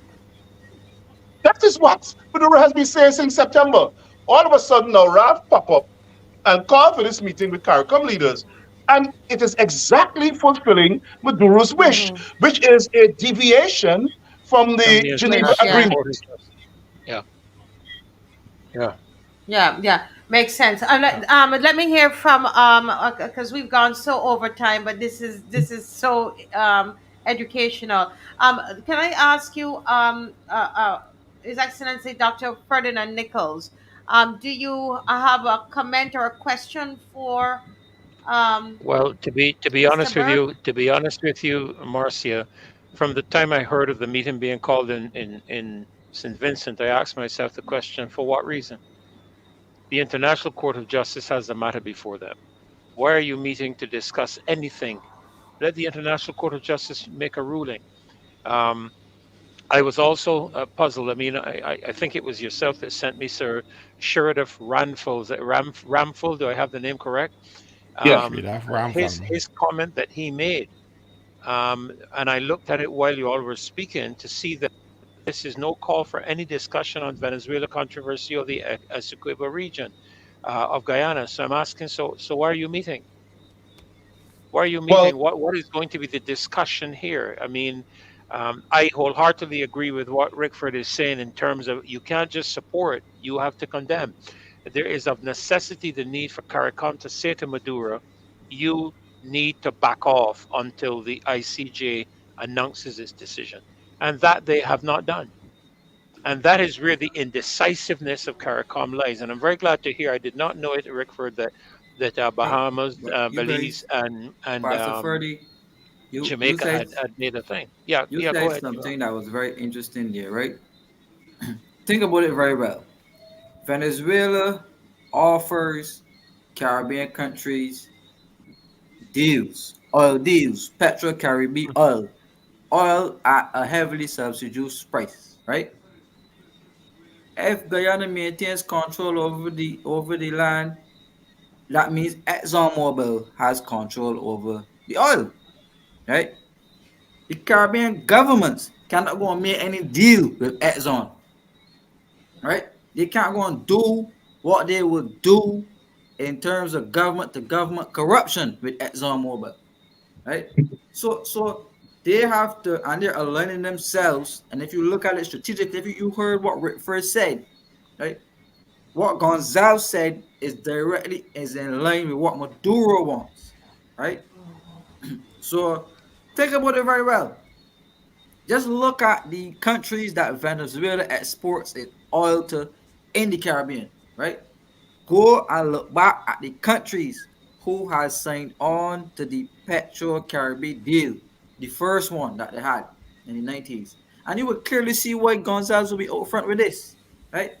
Because, as I said, the oil in Guyana already has an arrangement between Exxon and the government. So it's not like the Guyanese government could just say, well, Caribbean countries hold this amount of oil when the month come at the subsidies rate. They can't do it because Exxon has main control Right. over the oil blocks, That's right? right. But That's right. if a government has control over it, that is where it is susceptible to corruption. And we saw recently Barbados pushing itself out there through the prime minister and through the ambassador to CARICOM, David Commission, who is a pro Venezuelan. He is everything Venezuela, right? And very anti Rickford Burke. Don't I'm work not with sure him. he doesn't even know me, but I see he writes all sort of things about me. But But just ignore him, Whitford. He is both as insignificant. let me read Ralph Gonzalez, the first paragraph of Ralph Gonzalez's invitation letter to the president of Guyana. It says, dear our friend and Nicholas, they're personal friends, eh? The leadership of the Caribbean, of the community of states of Latin American Caribbean and the Caribbean community, consider necessary and desirable to facilitate the convening of a meeting in St. Vincent and Grenadines on Thursday, December 14th at 10 a.m. between the President of the Cooperative Republic of Guyana and the Bolivarian Republic of Venezuela on matters consequential to the border controversy between the two countries. So how should that Ramaphosa say it's not going to be discussed? What if it's not going to be discussed? What's the agenda? Release the agenda, Exactly. or take the opposition leader and some of his members of parliament, the shadow minister for foreign affairs, the shadow minister, the shadow attorney general, to this meeting, right? And let us establish clearly what the agenda is before the meeting. And that agenda should not have anything to do with the controversy. I agree that we could have a discussion. I don't think I see some of the CARICOM heads talking about, oh, we could talk about the environment. We don't want to talk about no environment right now. You trying to take away 70% of our country, and you telling me, CARICOM, that I must go and talk to my enemy that want to take away 70% of my country about the environment? No, we want to talk about you de-escalating, pulling back your troops, repudiating your stupid memorandum, and canceling all this nonsense about you appointed a governor and you appointed a military general. We could talk about that, but we don't have anything to offer you. SQUABBLE belongs to us. Until the ICJ rules, that's it. And Venezuela has Yeah. no leg to stand on the international law. Zero. Yeah. So we have You the know, upper hand morally and legally. So what are we going to talk to Maduro about? When Maduro is saying, come and talk to me in a dialogue for a scribble that belongs to me. This is like, sorry, Marcy, this is like my neighbor next to me telling me my house is his. And I'm going over to him to tell him, well, come and share part of my house. Or I want to talk to you about your request to share part of my house with me. What nonsense is that? yeah. So, someone is saying, I have a couple questions coming to me via WhatsApp as well. But this is, people are just locked on, wanting to know what's going to happen with Guyana. But, someone is saying here that, reminding us that our Prime Minister, the Right Honorable Mia Mottley, that she sent a message to Putin to tell Putin to stop the war. I remember that. And she pointed her finger and said, send that message to Putin. And here we are in the Caribbean region here, and one of our sister nation, you have and there's no finger being pointed and telling Maduro to She did. stop She and the harassing the other people CARICOM and heads did stop. the same thing in Israel. They have done the same thing. They have made very unequivocal statements Mm, condemning the war in Gaza, condemning okay. the bellicose actions of Israel, but they can't do it with Venezuela.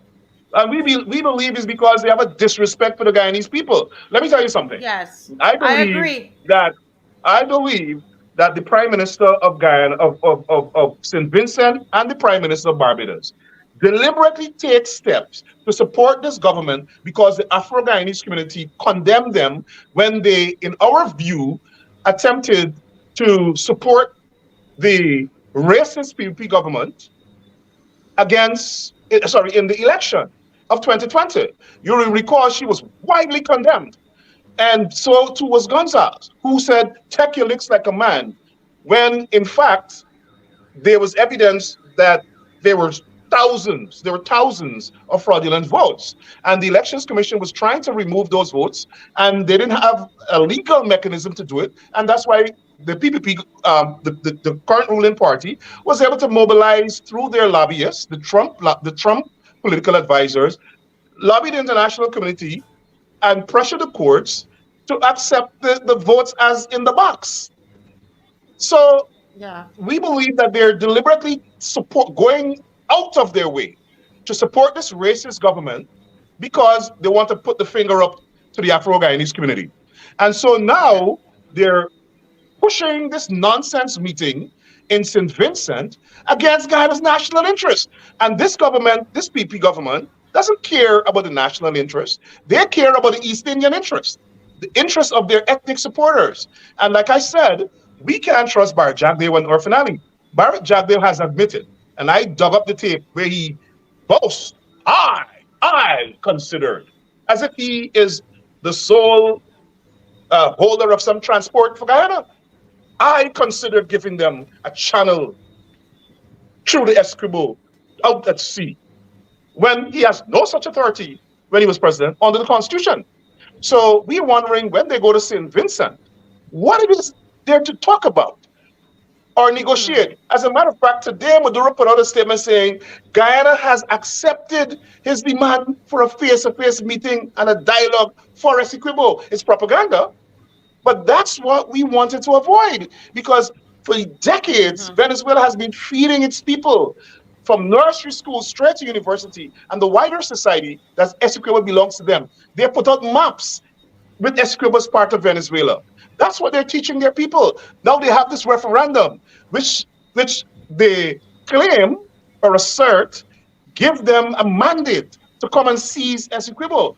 And CARICOM is silent. But Miamakli and the whole bunch of them, Gonzalez and all of them, jump and gone straight over to the Middle East to condemn Israel for its alleged atrocities in Gaza. But they're not condemning Maduro Yeah. for his bellicose action, bellicose rhetoric, saber rattling, and declaration of war on a peaceful country. Yeah. Before Caswell, just something else on WhatsApp here, Caswell. Someone is asking, I don't know if you would know.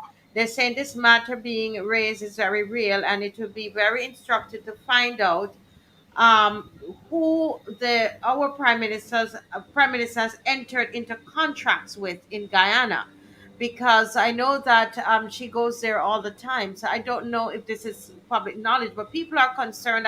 Somebody else on here asked the same question.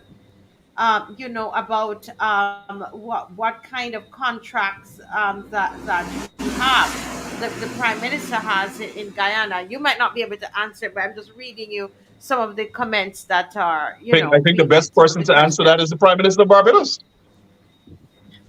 They should ask her. you know, Well, they should ask are her. you asking Marcy in terms of her personally having contracts with the Barbados government? Because I believe there was an agreement established between the president of Guyana and Barbados to use our port as a transit point, and that was established just a couple of weeks ago, if my memory serves Just me okay. correctly. I think so, Rickford. I don't know if you just heard my comment I did. Hmm. to do with the Yeah. Barbados government and the port of Bridgetown to be used Hmm. as a transit point, I believe, or something like that. And that was Hmm. just about what, 2 weeks ago. I Yeah. haven't seen the report of Yeah. that, but the government of Ghana is very corrupt. It's one of the most corrupt governments in the world. As many of you might know, or the audience might know, when the government, this party was in government under Barra Jagdeo, it was listed as probably one of the 10 most corrupt countries in the world, 20 most corrupt countries in the world. The United States government has indicted several persons associated with the government. Right now, the FBI is investigating several business people associated with government. Um, when some of them come here, the FBI sees their phones and all of that. You had nobody other than the permanent secretary in the Ministry of National Security was detained here under an alleged investigation, and her phones were all seized, and her visa was canceled. And so it's a very corrupt government. And so People have a right to question anybody who has a close affiliation that is suspicious with the government. Yeah, yeah. Because people are alleging that she has that your president has given her land in Guyana, but it's an allegation. We don't know. Abiki, I love your Well, comment. I She's know the talking government about the triad. has allocated land in the region 9, which is close to the Brazilian border, in the Rupununi for the rearing of black belly sheep for Barbados. I've never seen an arrangement like that. Yeah, yeah, yeah. Well, that So we I know don't know if because you that it's was a a no. personal arrangement for the prime minister, or is through Barbados private I think sector, it's or national. it is the I think government. it's a national arrangement. How it was reported to us. I could be wrong, but my understanding is that is a national arrangement. It's for the people of Barbados. But let me just go to Mr. Franklin. It's 10:34, Mr. Frank. You believe I'm having a show at 10:34? But go ahead, Mr. I can Franklin. believe it. I can see the time. Look, you all seem to be misjudging Miss Motley. Miss Motley does not do anything unless it is something about enlightened self-interest. It has to have something in it for Mayor Motley. So if Mayor Motley is not condemning her friend, because she said they were sisters, Barbados and Venezuela were sisters, Now, if your sister is doing something wrong, as a loving sister, you would say, but you're wrong, don't do that. But so because she is not doing that, it brings me right to the point by making that there must be something in it for Mayor Motley, the enlightened self-interest. I don't know what it is, but I know her well enough to know that she has to benefit from this. Two, Gonzalez, we know he's already benefiting. He's benefiting from the from way back in Chavez's time with the oil, you know, and he is the type of fellow who acts first and then think about it later. I well remember the shipwright agreement. He signed off, and when Barbados refused to sign off, he said, "But he didn't really think." And he then said, "But she shouldn't have signed, but he did it already." Gonzalves is not the statesman that everybody in St. Vincent think he is. As a matter of fact, his abilities are just only local. He's not diplomatic. He's not ambassadorial. He's nothing. All that happened is one greedy politician in St. Vincent, and he, like Guyana get the contracts with people who he well know. You know, so it is all about. So they are not interested in the outcome of this thing. They are interested in what they're going to get. Yeah. If it means that Guyana has to suffer and become 166 square miles like Barbados, they don't care. All they want is what they will get, how it will benefit them.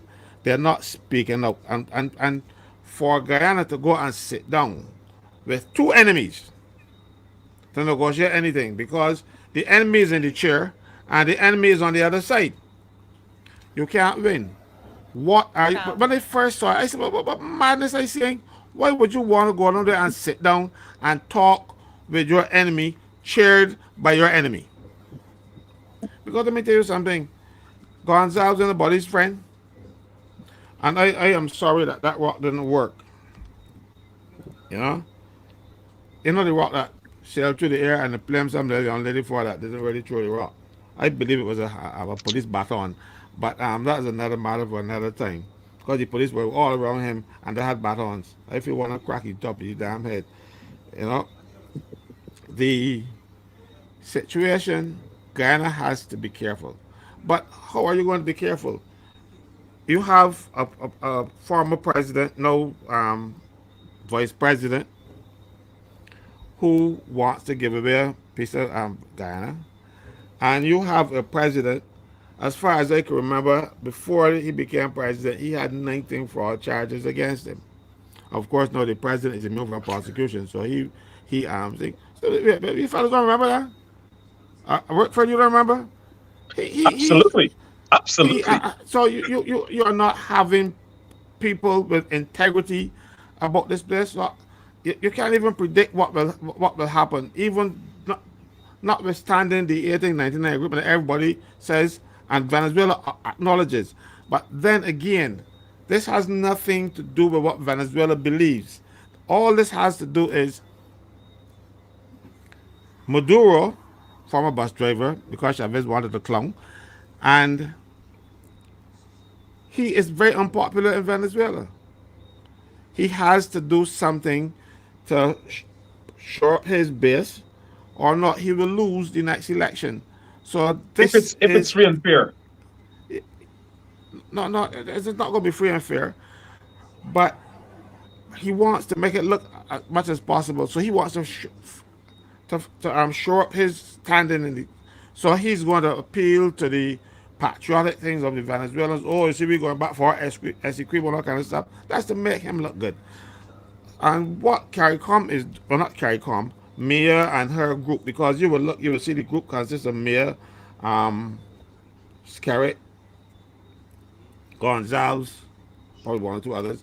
Look that is the group, and tell me if those any of those came out and said to Venezuela, stop your nonsense. This is foolishness. Come here, got her faction and CARICOM too. Believe it or not. So Yeah. Venezuela will be just like the government of Guyana, the undergrander, but when Mayor went on there and helped them. The losers were at the victors, because that's what happened. And Granger being a gentleman, too much of a gentleman, I dare say, back off and say, well, okay, and let it go like that. He should have stood up and fought. He didn't. Guyana will suffer that same Granger fate, because you got the same people working against the best interests Mm, of Guyana. mm. All right, Motley. Well, Oenath is gone. Motley and Gonzalves. Right. So why are you going to put your future or anything about Guyana in people who you can't trust? The only people in Guyana who would trust Gonzalves and Mayor Motley are the ruling party, because they secure their victory. I wouldn't know if they call it victory.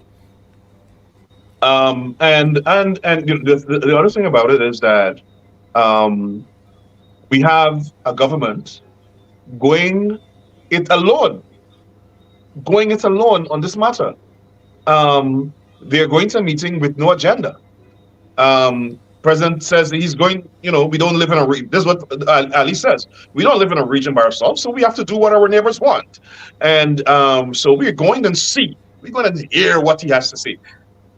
Maduro is going to go there with demands. Maduro is not coming to talk about the birds and how nice the water is and tourism in St.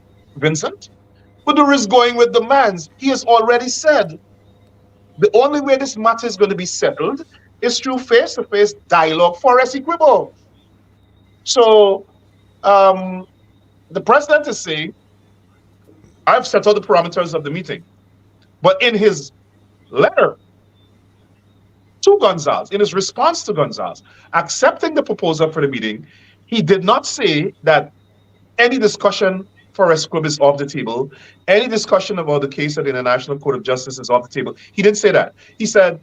He reiterated what CARICOM said in their very weak statement. Yeah. I do conciliations as part of their thing. When you're setting up a conciliation meeting, you don't invite somebody to a meeting at 10 o'clock in the morning. You ask the other side, are you convenient? Let me give it there some dates. That happen. When Ghana is treated like a little boy in the yard. Telling that come to St. Vincent on this particular day and we can have a meeting. And they're going down there because I tell you, I don't trust the leadership of that country. I'm I very don't, I sorry. don't, hold, let me make a point. I don't necessarily agree with you. That's why I'm saying this government cannot be trusted. I don't believe this is The first time the government of Guyana is hearing about this meeting is at the CARICOM summit and via Gonzalez letter. Because I listened to part of the Prime Minister's press conference, and he said that he has been talking about the meeting with the president since September. And mind you, I just read Maduro's tweet on the 25th of September. Maduro said the only way to solve this matter is through face-to-face dialogue. It seems to me that the government of Guyana was clandestinely, again, clandestinely in cahoots with a rat like Gonzalves and Maduro. And these people, or at least some in CARICOM, talking about meeting Maduro face to face when they know. As a matter of fact, Barrett Jagdeo, on the 25th of October 2018, when the Granger administration filed this case before the International Court of Justice, he scrambled and had a press conference. And he was saying he wants to know if this case that was filed was recommended by the United Nations Secretary General, because the People's Progressive Party policy or position on the border controversy is that at every stage, the United Nations Secretary General must be involved. And he's right. He's right, because that's mandated by the Geneva Agreement.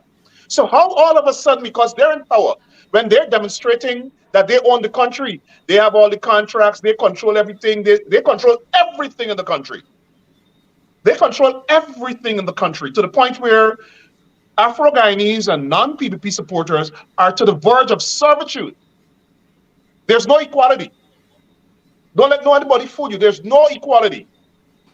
No, Right. you I just you want to just say you just something called here, To people. Gonzalez the a rat. one second, let me They're just all wrap this up. rats.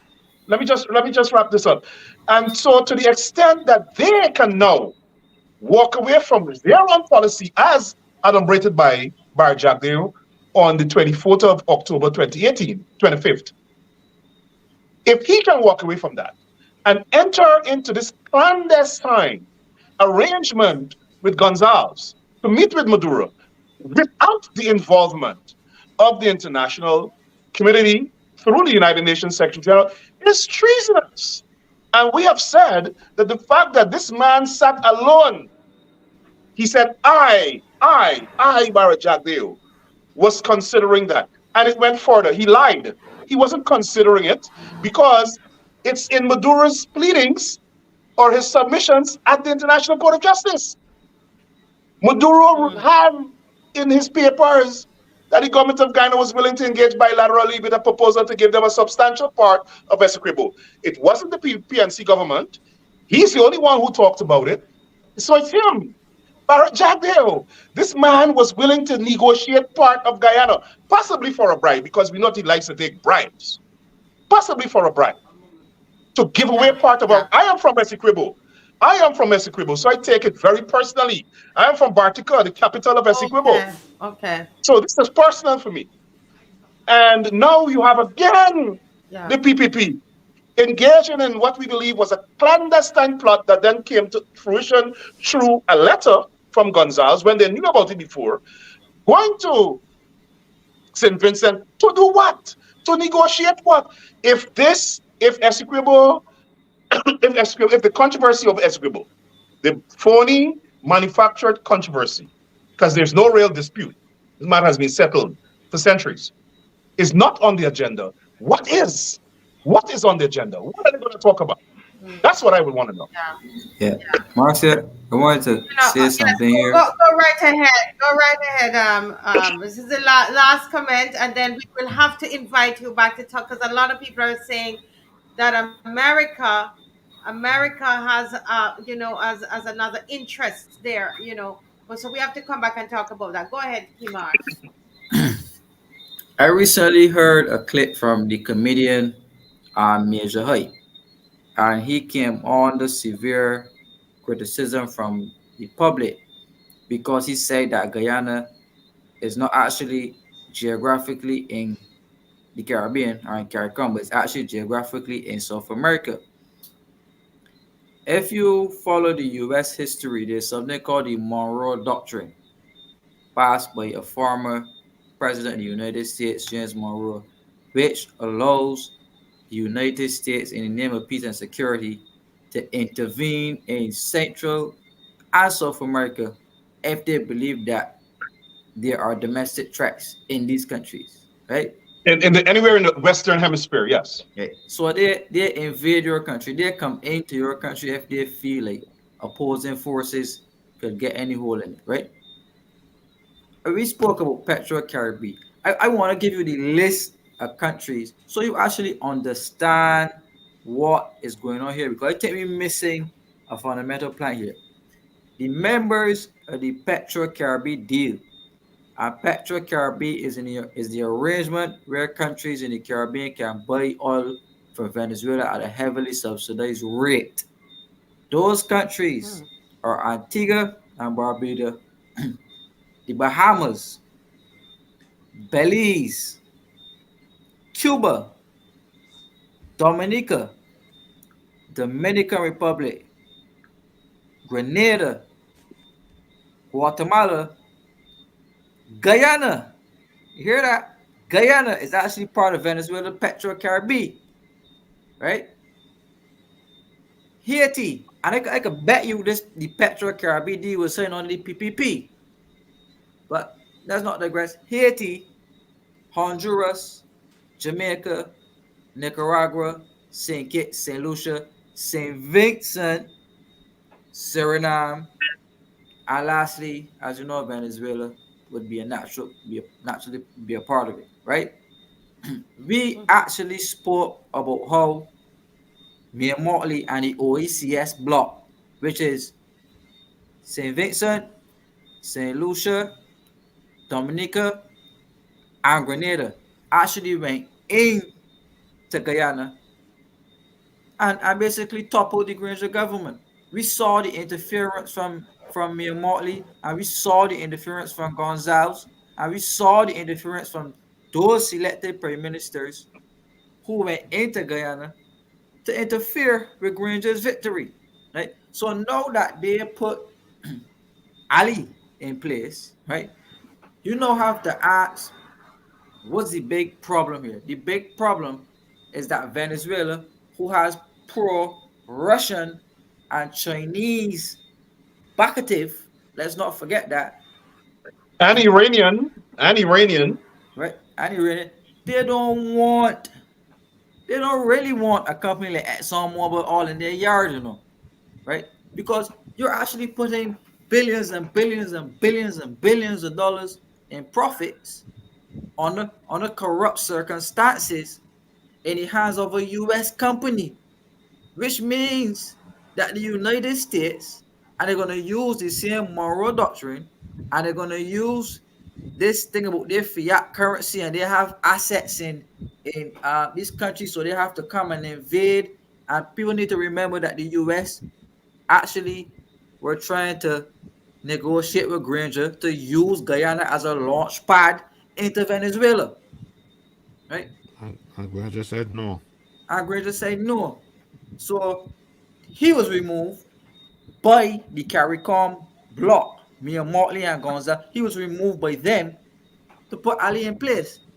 I know that I've shown you that Guyana is actually a part of the same Petro Caribbean deal. And I could put my neck on the block for this. The PPP were actually probably the ones who put Guyana into the Petro Caribbean They deal. were, and it was a very corrupt. As a matter of fact, the I think somebody went to jail. There was $100 million fraud scandal from that deal, and I think the Granger administration canceled it. But and I want to say this. I want to be very clear. I want to be very clear. We support the government of Guyana, the current government of Guyana, on the policy of resolving this matter through the ICJ. We support the campaign for national awareness. We support the efforts to de-escalate this matter, but we want it not to deviate from the objective of the foreign policy, which is always have this engagement through the United Nations, and allow the ICJ to rule on the matter before you enter any bilateral or trilateral discussions with Maduro. We believe that it's myopic. We believe it's retrogressive because, as I said, we came from 1966 all the way to 2018 with a good officer, which is an interlocutor, an arbiter, like Gonzalez is now pretending to be. It has not worked. Dozens of Venezuelans, sorry, many Venezuelan presidents um, uh, served over this period. So too Guyana. You had Burnham, you had Hoyt, you had Jagan, you have Sam Hines, you have Mrs. Jagan, you had Baron Jack Bay the Crook, and then you had Ramatar, and now you have Ali. It has not worked. So, and the United Nations Secretary General and the government of Guyana recognize this. It has not worked. It has not been fruitful. It has not produced a solution over all those decades. And so the collective decision that was made between Guyana and the United Nations Secretary General is that this matter should be settled where it belongs at the International Court of Justice. That's why the court was established in 1945 in San Francisco to Right. solve these matters with the application of international law. Yeah. And that's where it should be. And there should not now be a reverting to a kind of good officer mechanism, which is a deviation from the Geneva Agreement. Yeah. That's Oh, where Well, our I tell you, objection, our Willie, it's objections oh, almost lie. 11 o'clock. It's almost 11 o'clock. Kimar, just take a minute and finish your thought, and then this is a record breaker tonight. We're gone to 11 o'clock. I told Rickford, we finish at 10. Go ahead, and then we're gonna talk. How But many I people think you we have you to still had come have? back, How many Rickford, people we still because have? How 800 many and we people? had I 841. But they have maybe not Rickford, left. maybe Yeah, Rickford yeah. was Go working ahead. on New York time, Marcia. No, but no, but go. Yes, he was. Go ahead, Kimar, because we Yeah. we we we've been on here from 7 o'clock. Go ahead, Kimar. Yeah, well, it was good to have Whitford to come and fortify what we've been saying. It's good that we had CARICOM engaging, but it's bad where CARICOM had no balls. Uh, they had a lot of mouth. They had the most talk when during the Guyana election when they wanted to topple Granger. They were out front for justice. But now that the stakes are not elections, but it's actually higher than that, we getting a lot of chickens running up, quacking, cluck, cluck, cluck, chicken, clack, clack, clack, chicken, but they're not They're standing up. traitors. They're traitors to Guyana. They betrayed Guyana. They're traitors. But they're not standing Listen, up to say, well, you know, I forcefully support Guyana and I forcefully tell Maduro to back off and allow back Guyana to off. have its territorial sovereignty. That is not so. We understand Yeah, why, based off what we would have discussed. We see the role that the oil companies are playing here. We see the role that corrupt governments are playing here. And we see the fact that we have CARICOM countries actually selling out another CARICOM country in the name of corruption. So this is why I want to see the persons that refer be encouraged, stand up, pay no attention to people like David Commission, but to represent for Guyana, say what you have to say, write the articles, and justice will prevail at the end of the day, you know. But we really need to yeah, tackle this scourge of corruption because it is corruption yeah, and wickedness that has led us to this place that we're at. Over to you, Martha. yeah. And yeah. We have to come back, Rickford, please, because I know you guys talk about it among yourselves, but you must understand that you see how the people they're on tonight because they don't want to leave because we're not going to get this Rickford in our media. You understand that? So this goes on Caribbean. Different Caribbean countries are able to understand, what the real issue is. I'll read these two comments, and when you come back, you have to continue talking about this. I'm going to make sure. This person says, are you saying that all of the black leaders in the Caribbean who knows that Guyana is ruled by a racist government and wouldn't call them out? Where are the Pan-Africanists in these countries who should call on their governments to put pressure on the Guyanese government? Why should all the Afro-Guyanese soldiers fight for the rights of Indo-Guyanese who has all the rights? That's a perception that is out there, and that's a very serious thing. And I think that for me, that takes hold of my heart, because I know that there's a lot of injustices against Afro-Guyanese. It's a fact that is happening there. The next question, the next comment is this that came on WhatsApp. The person says it's unfortunate, but my take on this is that both Guyana and Venezuela are being played by their developed world allies. Think of the growth projections to Guyana. Its oil finds are significant and of very good quality. Imagine how its growth trajectory will be negatively impacted or even halted. My view is that the Americans have a big hand in stirring up this latest situation.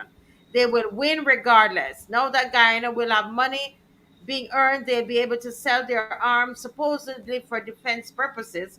It is the same old scenario unfolding that we've seen all over the world. Now, don't comment, because I know you will go to town on this, Rickford. But we are going to, we want, you need to come back. You need to come back. We're going to talk, and you need to come back. You need to come back. We are on AST time, not EST. All right. All right. You Thank have you my all so. commitment. Yes, you need to come back. We need to know. We need to know. Right.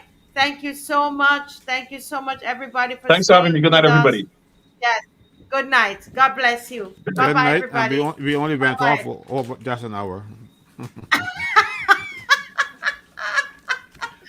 Bye. Oh God. And I want to thank Kimar. Kimar helped me so well tonight, with this show, in putting it together. My computer crashed as well. I don't have a computer anymore officially. It crashed this evening. And Kimar went on, used his computer, and helped me to put the show together. So thank you so much, and put up those beautiful pictures and help to push the show. Thank you. Thank you, His Excellency, Reverend Dr. Ferdinand, who's yawning. I can tell you you're yawning Yeah, because I do this. yeah. Tired. I have an early morning. I got 4 hours of sleep, and then I am up Oh again. God. And But it thank was you so much. absolutely enjoyable. Absolutely Yes, enjoyable. yes. We just Thank you, enjoyed it. Caswell Franklin, for being on. And we didn't get to hear all about the nurses. So hopefully, we can do that on Wednesday at the top of Yeah, the hour. You can come on early and make sure we get that out there. And those of you who are watching, we do have, I wanted to announce this tonight. We have a Christmas party we want to do on Saturday, just coming together, on Saturday. And so, if you're interested in that, if you're in Barbados, those in Barbados, and you're interested, you can give me a call at the 236 700 number. That's there, 236 700 number. Give me a call. 7,000. 7,000, 7,000. 7,000. Thank you, You're Mr. tired. Franklin. 236 7,000. It's 11 o'clock. 236 7,000. Give me a call. As Caswell said, we only went over by an hour. 236 7,000. Give me a call. And if you're interested, you have to book your space to be at our little get together that we're going to have. Okay. God bless you all, and have a good night. Love you all. Bye Good bye. night. Bye bye. Yeah, good